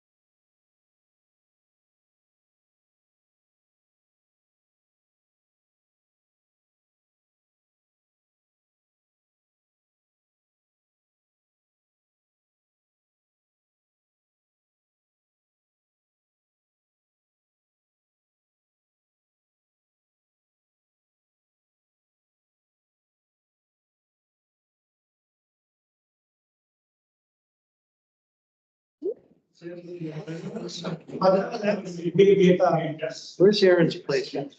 She's upstairs. Yeah. Across from, pretty corner from. Right. Something spring. To the folks online, I'm sorry, we lost internet here in the room. And we're working on getting people reassembled. Oh, right on. Please hold on just a moment.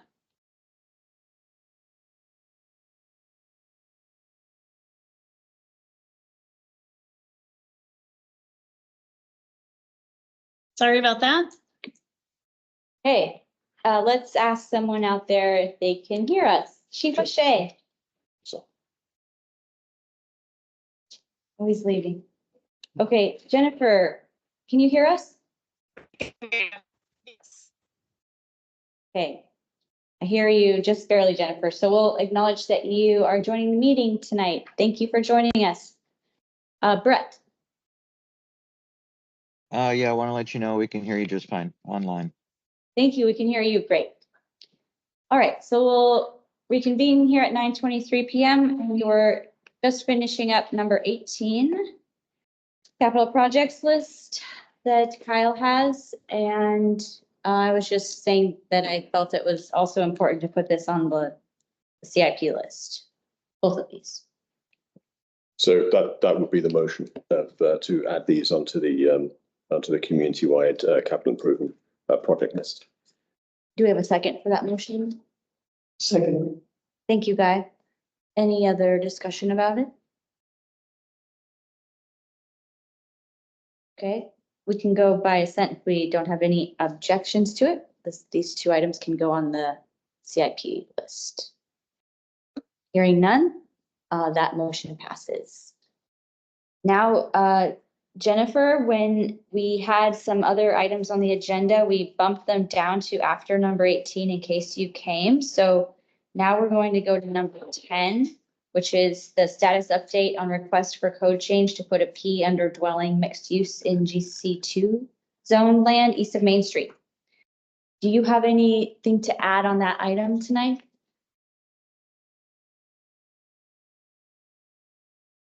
I do not. I don't know if anybody else does, but I do not. Okay, thank you. I see Brett, your hand is up. Can I speak to this before? Oh, yes. Well, Brett, we'll do you next, okay? Mike. Right. So so this is a text amendment to Title 21. There's been this kind of long-standing question mark about how we get changes to Title 1 introduced. Based on us passing Proposition 7 in April 2023 and giving ourselves a housing economic development power, the general principle seems to be that means we absolutely do have the power to do this as a GBOS body. So we're not acting as a community council, we're acting as a local government entity. And that means, according to the code, we're formally a review or decision-making body. So according to the feedback I had received, we can initiate a text amendment. So that's what we're going to do here. In the email which just precedes the ordinance draft, it says, the initiation can be done effectively by us. The application process is proposals to text amendment shall be in ordinance form and shall be filed with the director. So the next 3 pages is an ordinance format for the change that was requested with one tweak. So the tweak here is that we've used this justification in our discussion up to now that the Girdwood Comprehensive Plan, although it's not adopted, we as a community have approved it. GBOS has approved it, and we believe it represents the vision and the intention of the community. So that gives us a justification for making these mixed use, which would include mixed use residential for GC2. But the same justification applies to GC1. So if we're going to use the justification that the comp plan, we have approved, although it's not yet adopted, is the reason we're doing it for GC2, we can't easily stand back and say that it doesn't apply for GC1. Now, land use actually said GC2, not GC1. But when we go through this process, it can only justify both. So that is the difference. The thing in front of us really is, are we comfortable with going ahead for making this change for GC1 and GC2? If not, then we'll have to find another reason to justify doing this. And one justification we can't use really is any text change needs to be for the benefit of the community or to represent a change in conditions. It can't be for a single property owner or for one single project like that. So we can make the broader zoning change across both, or we can go back to the sort of drawing board or find another justification. And that's where this stands. Thank you for the explanation going over this. So actually, sorry, there's one more thing I had to say. I think originally we thought we could do this just a change in the table, which is section 2 in the ordinance. There is actually some language in the zoning districts as well that we have to remove. So that's why there's a section 1 and a section 2. Section 1 is to remove the language in the GC2 zoning description that says residential uses are not appropriate. And the other one is to make the changes in the table. Thank you. Thank you. Any comments or questions from the board or people online? Okay, Brett, go ahead. Thanks for waiting. Thank you. Yeah, just maybe just to expand on that last point from Mike that it's related particular to GC2, and I know that as we brought this through LUC and reviewed it in GHEC, there was discussion about GC1 and how that was intended to be a different space. And I know that we have several zoning districts that describe different intent. So it was never really discussed to expand this into that GC1 area. We had some boundaries to that Gold Avenue, as a matter of fact. So I wanted to make it clear that we did not push forward for any changes to GC1, and I don't think that they're codependent since it is a different zoning district with different intent. So we might want to explore that just to make that clear. And I agree with the summary that it would be a table change of allowed use in GC2 with the follow-on intent language to be reflected in the description for the land use in GC2. So that's the summary. I appreciate the work. Okay, thank you. Mike? Yeah. So what we have to be able to do is say why we are making this change, what the justification is for this change, in other words, and then make the change. And the justification which has been put forward, which I agree with, is that the community has gone through a multi-year discussion about what we want to do with commercially zoned land.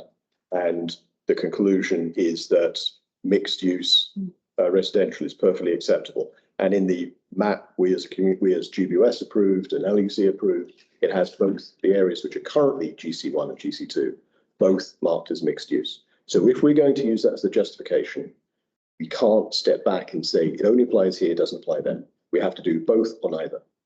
And obviously the comprehensive plan that we approved, but isn't yet adopted, says both.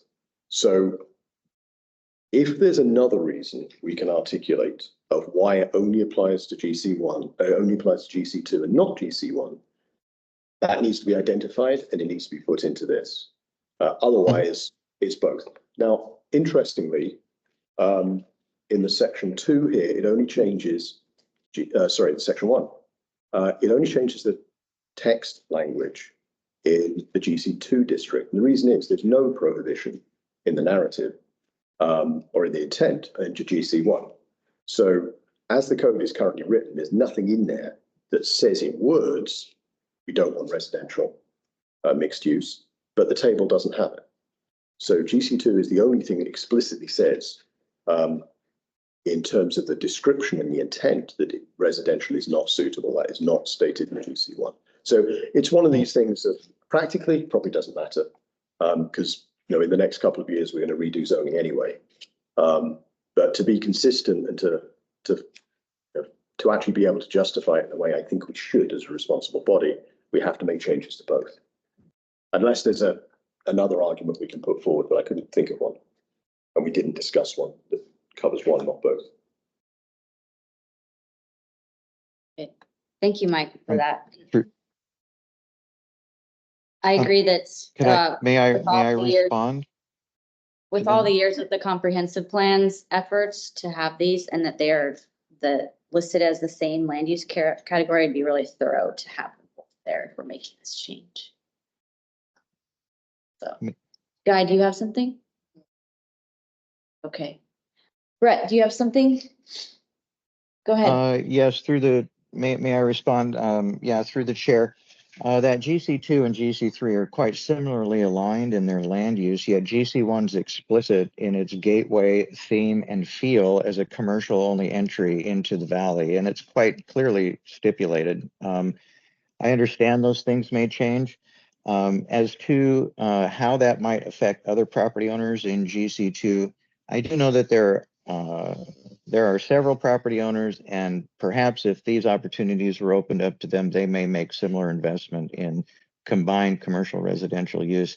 That's speculative, but it does meet the intent of the new plan in that it provides an allowed use in an area where there has been at least one landowner who's identified that land use could be taken advantage of in providing workforce housing. So, I mean, hopefully it will be a benefit to other landowners in GC2 as well, and it would not preclude those in that zoning district from providing this type of combined use, just as the plan suggests. But in no way, shape, or form, if we were to use this logic, would we have to apply this to GC1?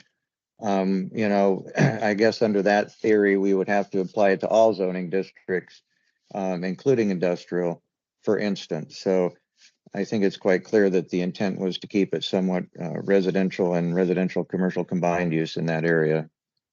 Thanks. Thank you.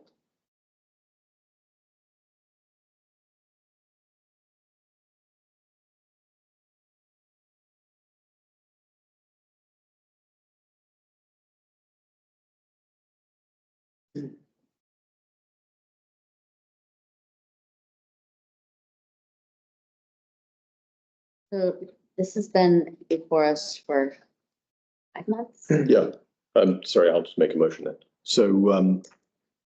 So just to, now we actually have language in front of us, I'll just move that we accept the text amendment in ordinance form and file it with the planning director. Do we have a motion to accept the text amendment in ordinance form and forward it to the planning director? And thank you for all your work on this, Mike, and other people too, not just Mike. Yep, other committees that were working on this. Any other comments from the board? If not, we could move to a vote. Actually, second. Brian, second? Sure. Okay, thank you. Any discussion?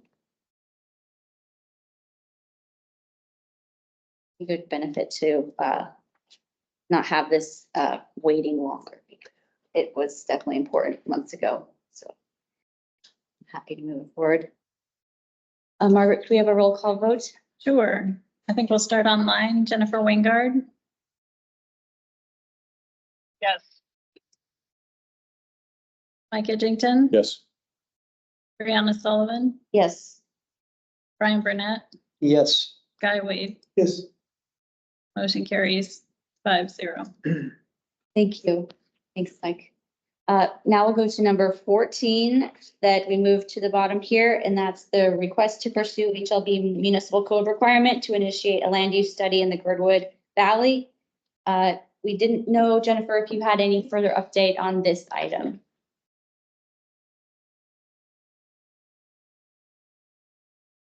It's the one about land use study in Girdwood Valley, HLB. Do I have an update about this? No, I don't think so, but this is No, I don't think. Okay. Anything else on that from the board then? Can I ask a question? Sure. What we've done with a couple of other items is postpone them to later meetings. When we think we'll have more material in August, we've postponed it to August. When we don't think we'll have material until later, we've postponed it to a later meeting. So I guess my question, Jennifer, is do you think this is something we should put on to next month or postpone till later in the year, till October or something?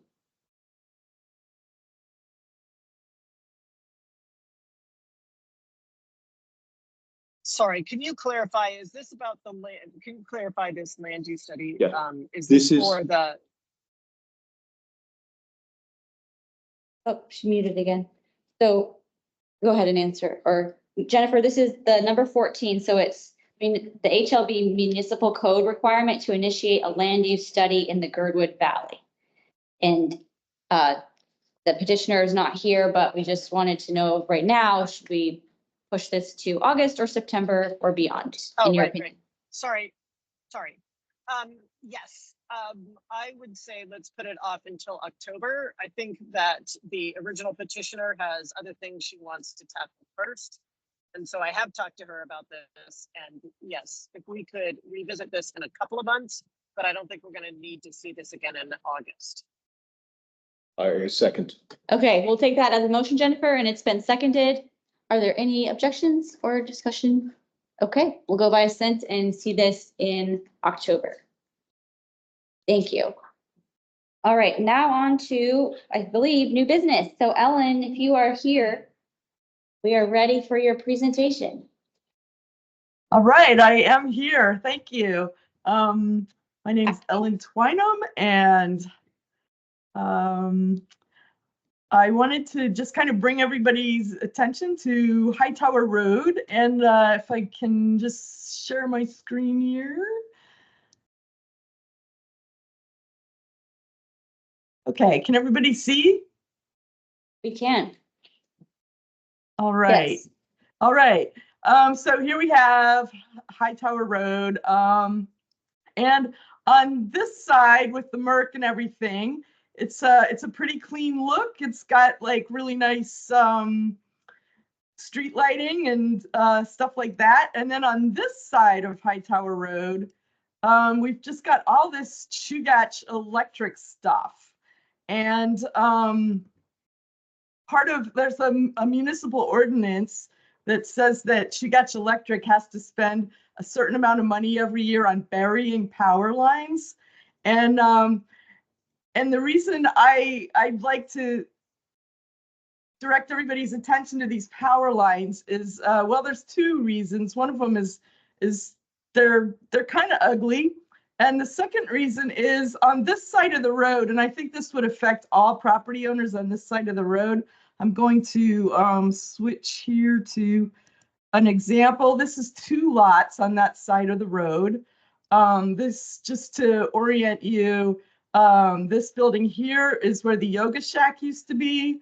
And this building here is where the Seawolf physical therapy is. So both of these lots are right across the street from the clinic. And this green line here is the property line. And this red line here is the Chugach Electric easement. So this, between the red line and the green line, is the easement where they're supposed to keep their stuff. This blue circle is one of their power poles. It's right on the edge of the easement. And this blue line here is one of the overhead power lines encroaching on the owner's side of the property. And I think this is let me go back to the street view here. That's this power line here. So if anyone wants to build on this side of the road, I don't know if people are aware, but not only is there a 10-foot easement for the stuff on the ground, but there's also a 10-foot easement for all the stuff in the air. So go back to this survey again. So that means if you're building a 2 or 3 story building, your stuff can't come within 10 feet of this blue line. So it's actually pretty much encumbering a lot of this part of the lot. And I'd like to try and see if we can get Chugach to bury those lines. I've already made some approaches to them. They say they have a 5-year plan for the whole MOA for what they're planning on burying. And we're not in it. Like Girdwood just, I mean, this whole downtown area of Girdwood is just not in their 5-year plan. So I'm just wondering if, well, first of all, I guess I want to know 2 things. I'd like to know if anyone objects to this, to trying to get these power lines buried, and if there's any property owners on this side of the street that would also be interested in having the lines buried. And one of the well, I don't want to say excuses, but one of the reasons that Chugach that they gave me for not burying things in Girdwood is they're saying that that we have so many buildings in Girdwood that are just kind of accidentally on the other sides of lines, and they're concerned that we would be angry if they wanted to move our buildings or something, if the buildings are in the easement. But I think in this case, and not on this side of the street in Girdwood, I don't really see any buildings encroaching that would have a problem with, if they wanted to bury these lines. Let me go back to the street view here.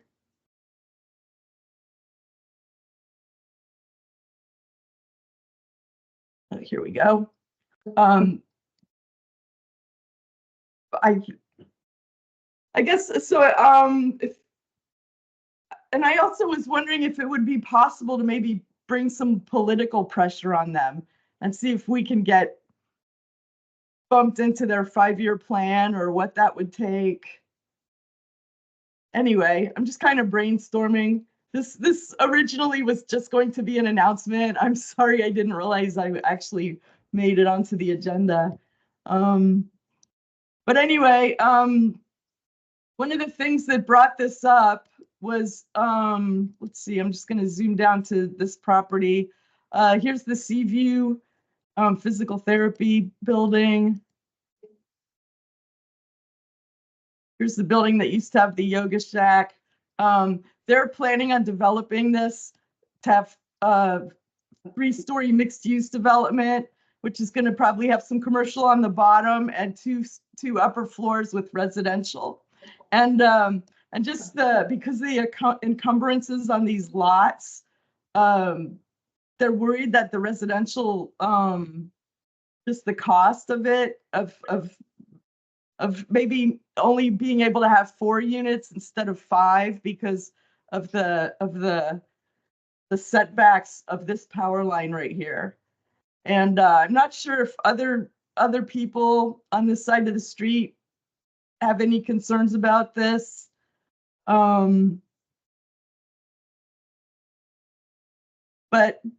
I guess in conclusion, I just think it would be great if we could get these power lines buried in. It might make it easier to get parts of this, downtown Girdwood. It might make it easier if we could, to get some development projects going down there. Thank you very much, Ellen, for staying on and presenting and being flexible and having all of this ready to go. It does say on here that on our agendas that when we have a supervisor's role to take this on a little bit, unless I see that you're spearheading, that you're asking questions, but we could talk amongst ourselves now about who has interest in finding out more and who would be the person to ask the businesses the questions that you are posing. So thank you. Any thoughts from the board first? Mike? Or? Do I have a conflict? I have disclosure. You know, I mean, well, yeah, let's take a look at that, since I might have an interest in the property right along the street there. It is new business, but it's right now under Guy's role. If you were to take the role of utilities, I mean, your Sorry, but I don't want to. go ahead, Mike. I think the question here is, we have a disclosure process. We're at that disclosure process because if we just talk about the properties along there's what, 1, 2, 3, 4, 5, 6, 7 or 8 properties. And I think Brian perhaps has an interest in one of them. That indirectly. Indirectly. That one. Okay. So we have a disclosure process. We do have a disclosure process, Brian, and everyone. So I could ask you a series of questions, but alternatively, you could say if you feel that you have a significant interest that prevents you from participating in the discussion and being impartial. If there are 8 businesses that could be in the same situation. I don't believe I have an issue with an interest in the property there. Okay, thank you. My ruling in that, well, I could ask more specific questions, but if anyone objects, we could vote. And my ruling would be that you can participate in today's discussion. And we're not acting today. Any objection? I'm happy with that as long as we go through the actual questions when we get to a point where we're acting. So I don't mind that today, but if we get to a bulbous, if we get to a particular action, I think we should go through the full. I agree with that. Yes. And I would look forward to going through that when we get on to moving into an action item. Okay, thank you. And thanks for bringing that up. That is one thing we're totally needing to do if we need to suggest it to other board members. Thoughts for Ellen? I just have one quick question, Ellen. This is zone GC9, correct? Yes, GC9. So GC9 has this, in the dimensional standards, has a maximum and minimum front setback.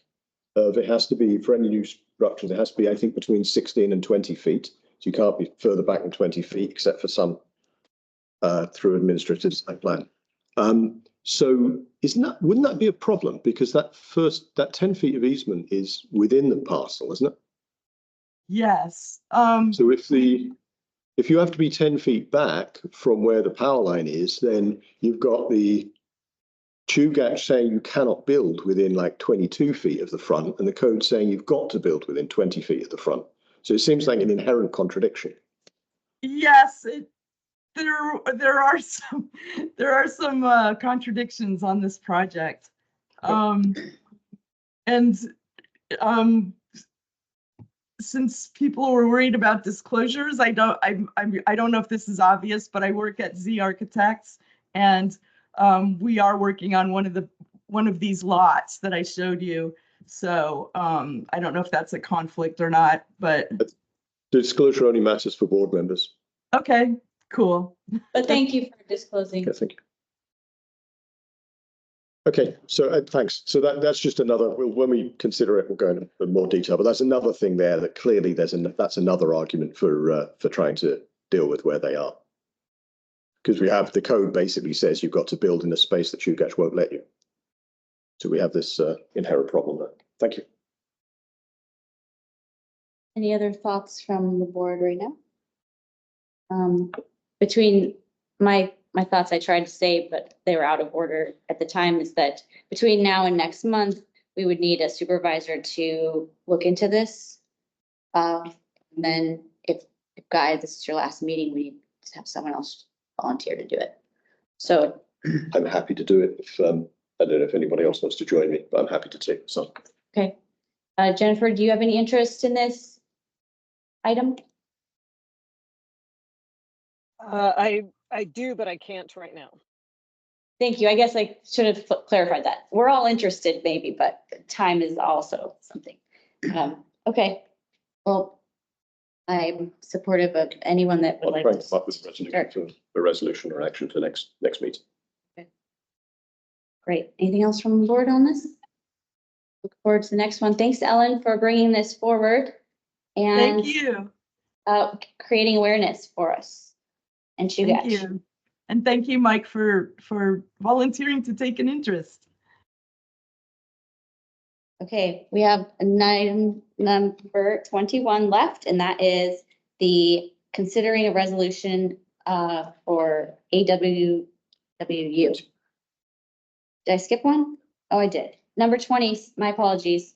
Agenda item LUC 240704, GHEC request for LUC and GBOS to consider support for service area STR registration and regulation.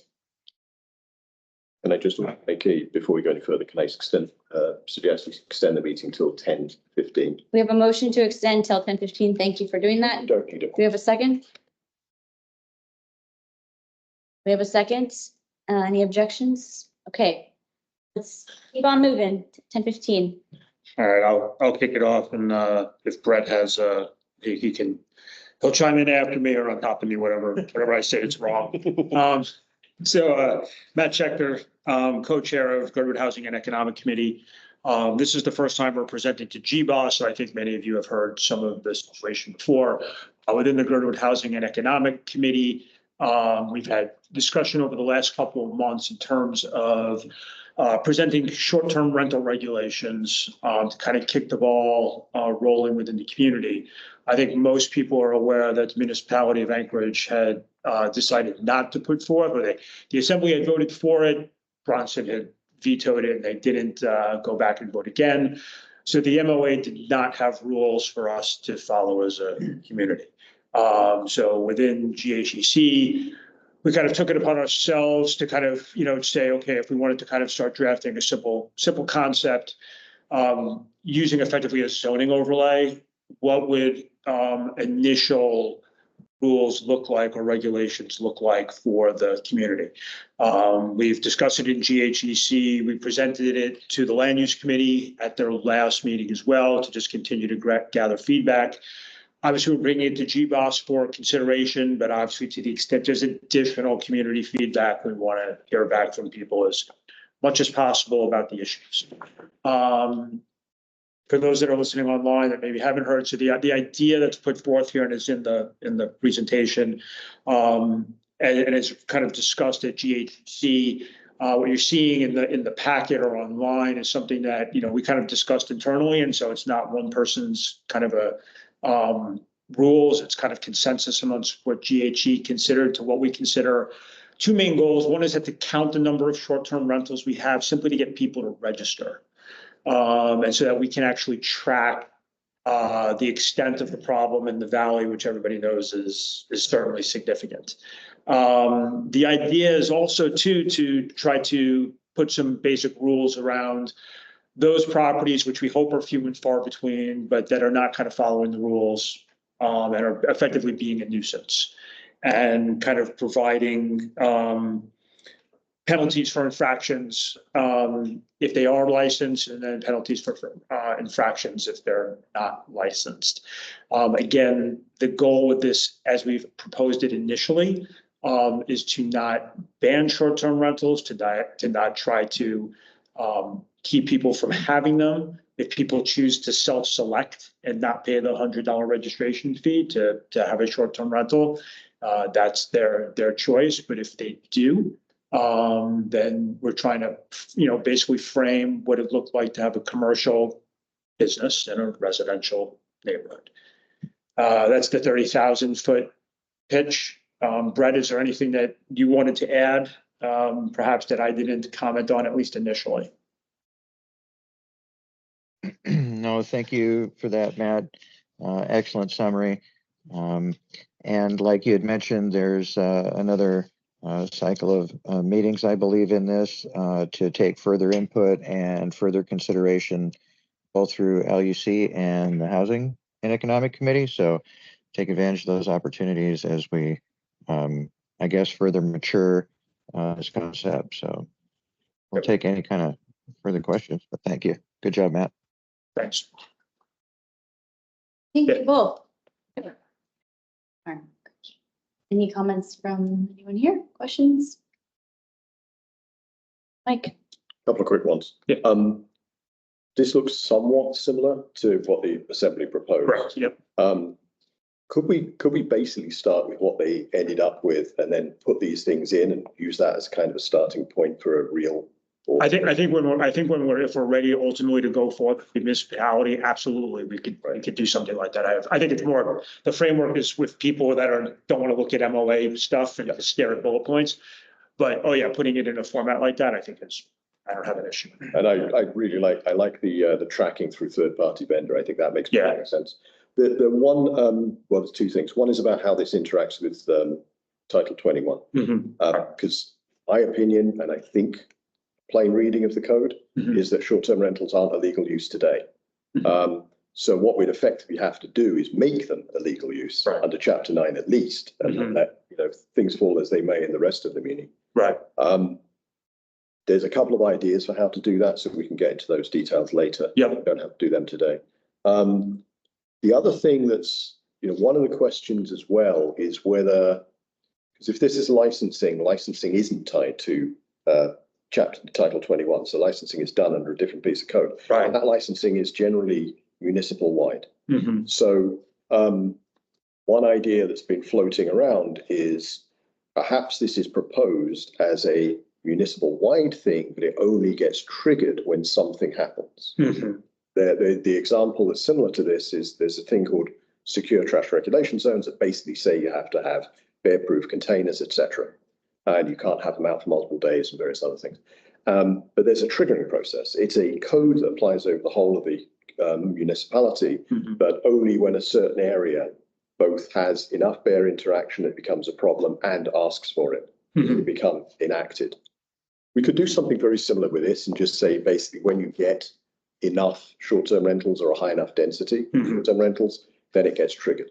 So we can structure it in a way where it only will apply to Girdwood. It's written to be municipal wide. Right. I don't know if that's a good or a bad idea. It's a political question about whether we are better to try and do something that applies in principle everywhere when it becomes a problem, or we just have a Girdwood only solution. And I don't know what the right answer is there, just something to think about. Right. I guess to that extent, actually, this is more just a question, is that the optics of kind of presenting a licensing arrangement do things like all the penalties and infractions, because effectively we would be proposing policy that the municipality would have to absorb effectively for the whole community. And so even if we set up a trigger that really only backs into applying us, I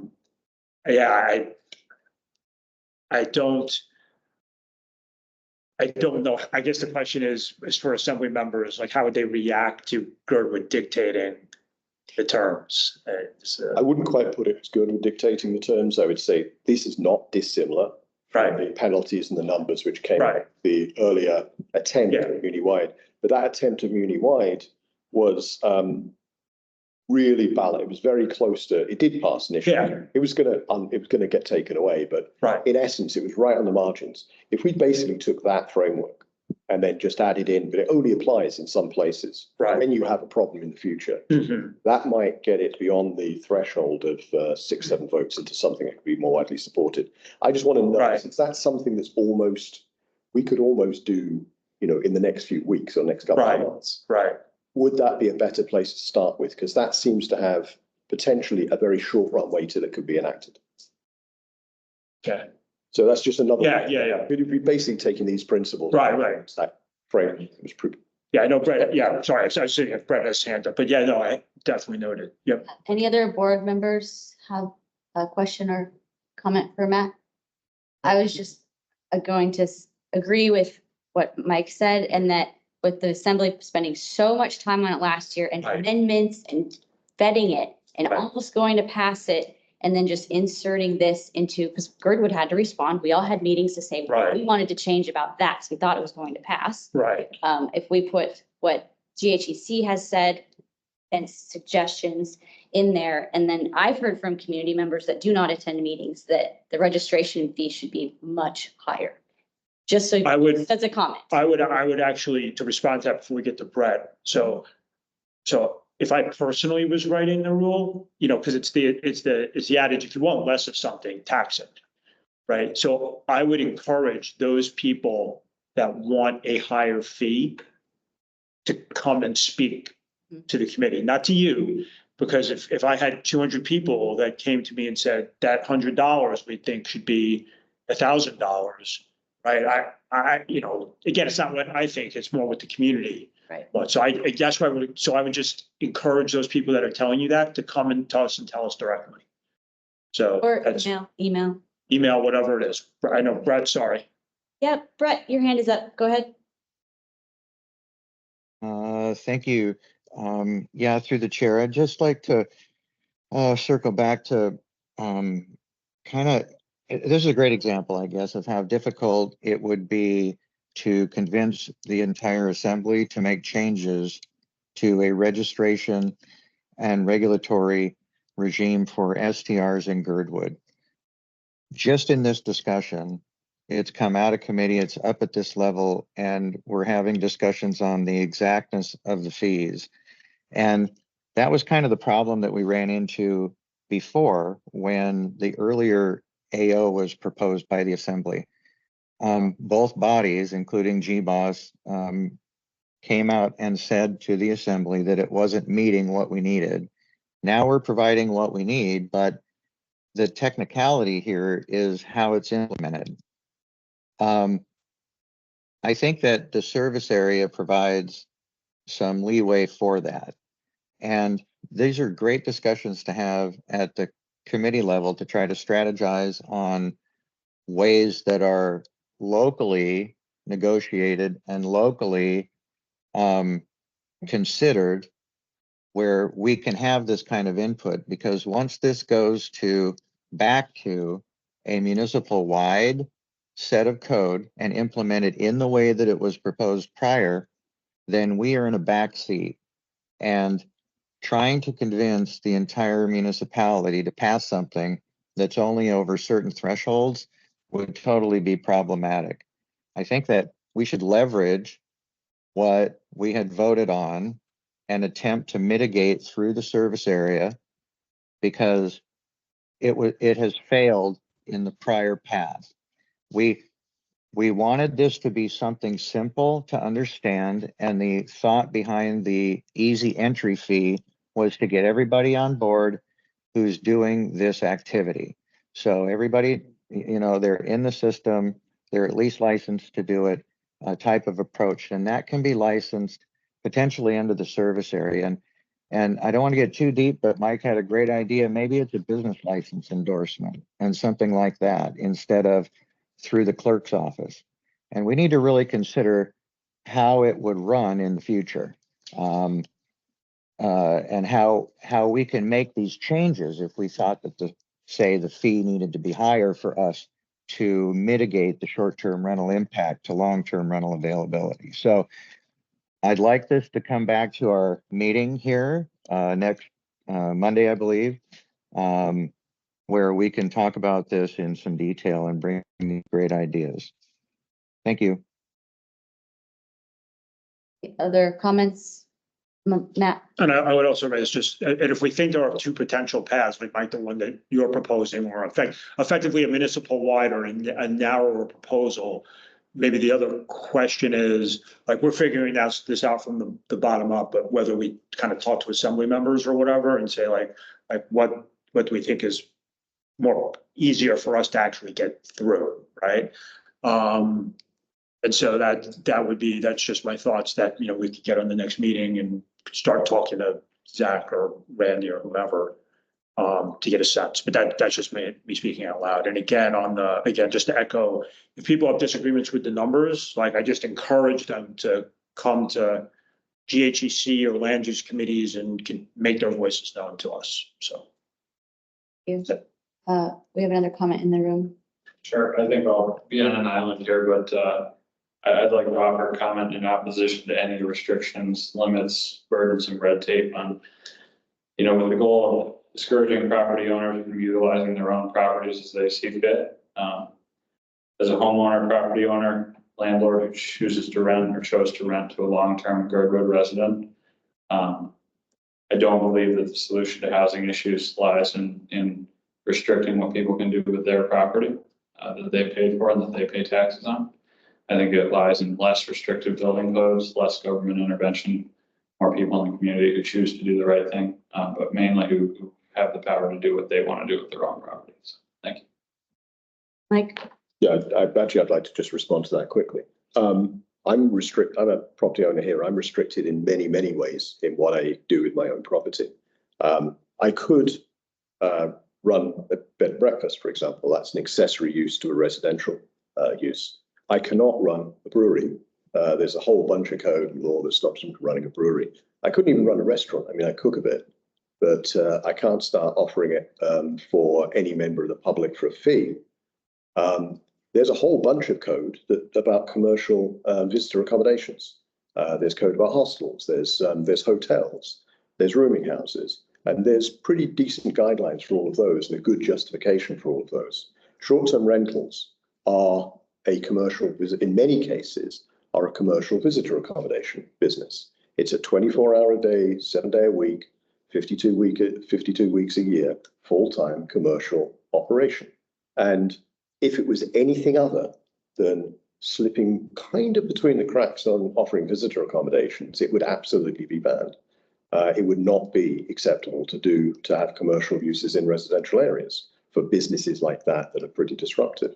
It's just an accident of timing and lack of enforcement that allows short-term rentals to exist. What we would have to do with this code is actually allow short-term rentals to exist, because current code doesn't allow them. It allows you to rent for 30 days or longer. It does not allow you to do commercial operations less than that. So what we would actually be doing is allowing short-term rentals and then putting some parameters around them. At the moment, people are on very questionable grounds running short-term rentals. It just isn't a legal use of land use. So we're actually, in many ways, we're being more permissive than current code. We would be solving a problem here that exists today, allowing it, but with some parameters around that. And mostly it's just to track it. It's so we can get a sense of how many there really are, where they are, and make sure that people follow reasonable restrictions and behavior that makes people good neighbors. And typically it is not people who live in the property who are renting it sometimes that are the problem. People who are part of the community live here. Generally, that's not where the problems occur. Most people who do not live here and run full-time short-term rentals, they are also not the problem.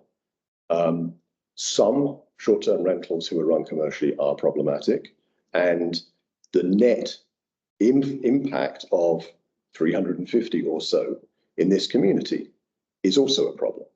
The comprehensive plan has an estimate of approximately 250-ish new housing units needed over the next decade to address our housing problems. We have about 350 today being used as short-term rentals. I do not expect if they were banned for all of them to become long-term rentals, but we actually have the scope of our housing problem is smaller than the impact of short-term rentals. And at the moment, there are zero regulations on short-term rentals. There is a requirement to collect tax, but there's no requirement on how they behave, how the properties are used, the behavior, whether they cause impact nearby, and there's no consideration of their impact on our overall housing market. So it's way beyond time that we had some regulations and controls here, like we do for every other commercial use in residential areas. So I very much welcome this, and I agree that what's great about this proposal is it's very concrete, has a set of concrete suggestions, dollar amounts if necessary. And I agree with Brett as well. I think Proposition 7 is definitely a way. I mean, that was one of the reasons we brought Proposition 7 ahead, so we could do this stuff independently of the municipality. There's just two different paths, and I don't know which is going to be more successful. I'm happy with, I think we can pursue both and make a judgment on which is the best to bush harvest. I just want to make sure that everyone's thinking about two possible paths. Thank you, Matt, for your work on that. In our discussion in the AGC, we don't all share the same opinion. So like when you literally see here is just consensus amongst 7 people that voted that this was what we were going to bring up. But we want to make sure we hear from just as many people as possible. Just 7 among 1,000, right? So yeah, that's why I counted. Usually one more. Good. Thank you. Well, generally, if you have 7 people, you'll get at least 8 opinions. Right. That was Margaret. Not to move us along. I know that you agreed to 10:15. I just wanted to point out that in addition to the one more agenda item, I do think that you have an individual here to do a quick public comment or no? Oh, Happy to listen. okay. Well, never mind. Smart. Yes, trying to. So Thank you, Kai. Just for the sake of timing, I'll say 10:20. Let's extend to 10:20. Okay. And I should have no more copy and then I'll say what I said. Is that I've actually seen on social media already, there's people outside the Anchorage community that are basically saying that, I've seen it on Twitter, basically that Girdwood is looking to ban short-term rentals. So maybe. Yeah, but that, you know, so that's just out there. So that's it for me. Thank you. Thank you for the committee's work and presenting. Actually, sorry, can I just say one last thing? I think the Wasilla, for example, have short-term rental regulations. So I don't think, we're looking to be possibly as or less progressive and woke than Wasilla is.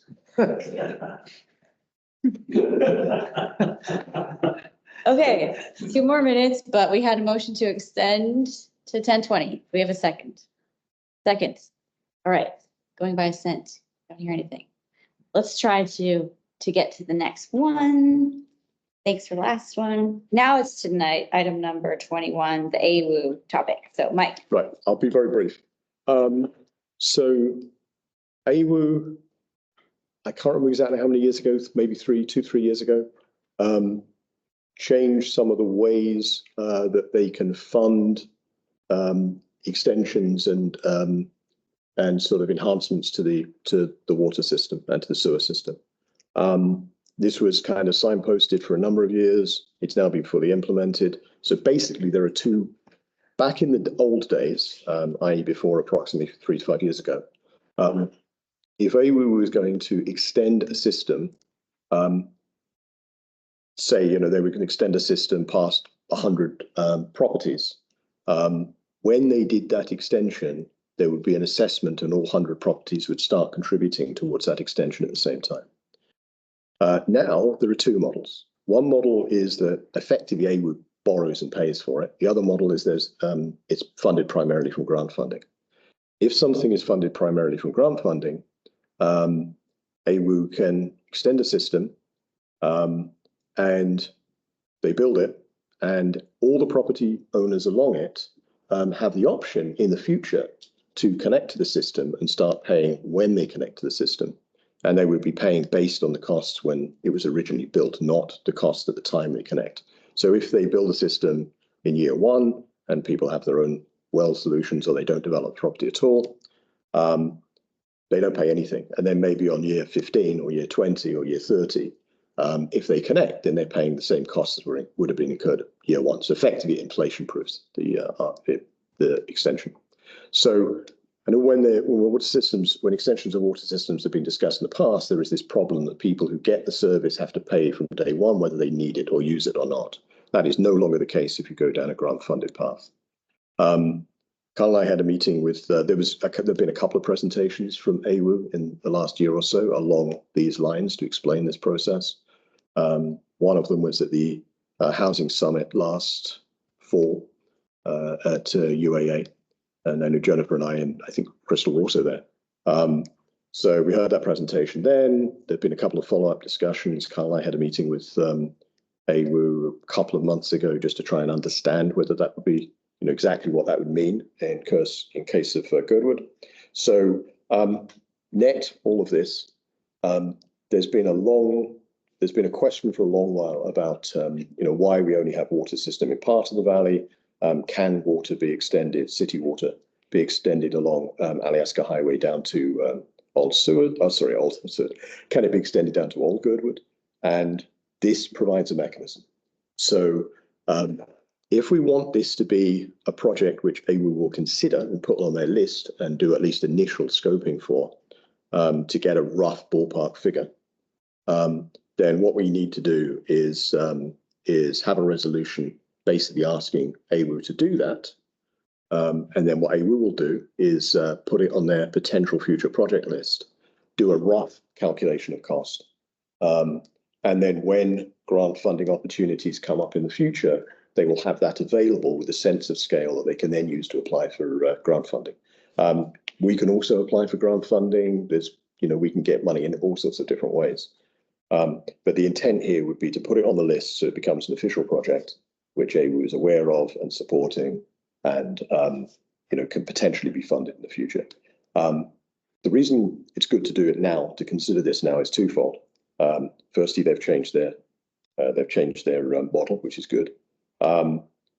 Threefold, they changed their model, which is good. The second reason is there is still funding available in the latter rounds of, I believe it's the Infrastructure Act, or maybe it's the Inflation Reduction Act. One of those have money which was in the early rounds was dedicated to the high priority systems, and now most of the high priority systems are getting funded. There's now sort of fewer systems coming up, and this would be kind of one of the slightly lower priority solutions. But there is opportunity for money now. There probably won't be in 3 or 4 years. So we have a window where it's advantageous to have it on the list. And the other thing is, while we're discussing in general comprehensive plan type issues of where development goes, there is always the question of why does only half of the valley have water, and this would be a way of at least expressing the opinion that in the comprehensive plan we should extend the water system. So that's kind of what brings it up now rather than next year or the year after. And we will discuss this in more detail in the future, and hopefully we can get one of the AWU staff members to just give a quick description of what this would mean. Lots of information. That's great. Thank you, Mike. Any other thoughts or questions? So we'll have this on the next. Crystal, your hand is up. I'll try to be as quick as possible. I just want to say, if there's any grant money available through AWWU for connecting sewer and water, the childcare project would be interested in that possibility there. Also interested in continuing the water system down to the Seward Highway. Also, just want to say that Ellen's examples is prime of why there's so many conflicts in Chapter 9 versus what's actually happening on the ground. Anyway, thank you. Thank you, Crystal. Yeah, we do have 1 minute left, so I look forward to hearing more on that item. That's other business. Anything else from the body? Okay, I think that's it. I'd entertain a motion to adjourn. Anything else is in the packet? Sure. Moved, seconded by Guy. Second. Thank you, guys. We're Well, adjourned. Thank you, everyone. Thank you, everyone.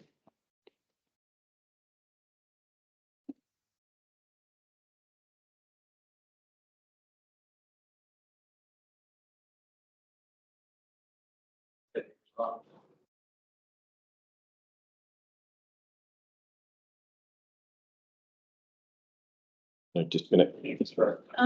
Time to listen to all this Oh, yeah. nonsense. Yeah. Well, I look forward to talking about it for hours again in February. Yeah, I just, Yeah, no, thank you guys. yeah, no, I really want to support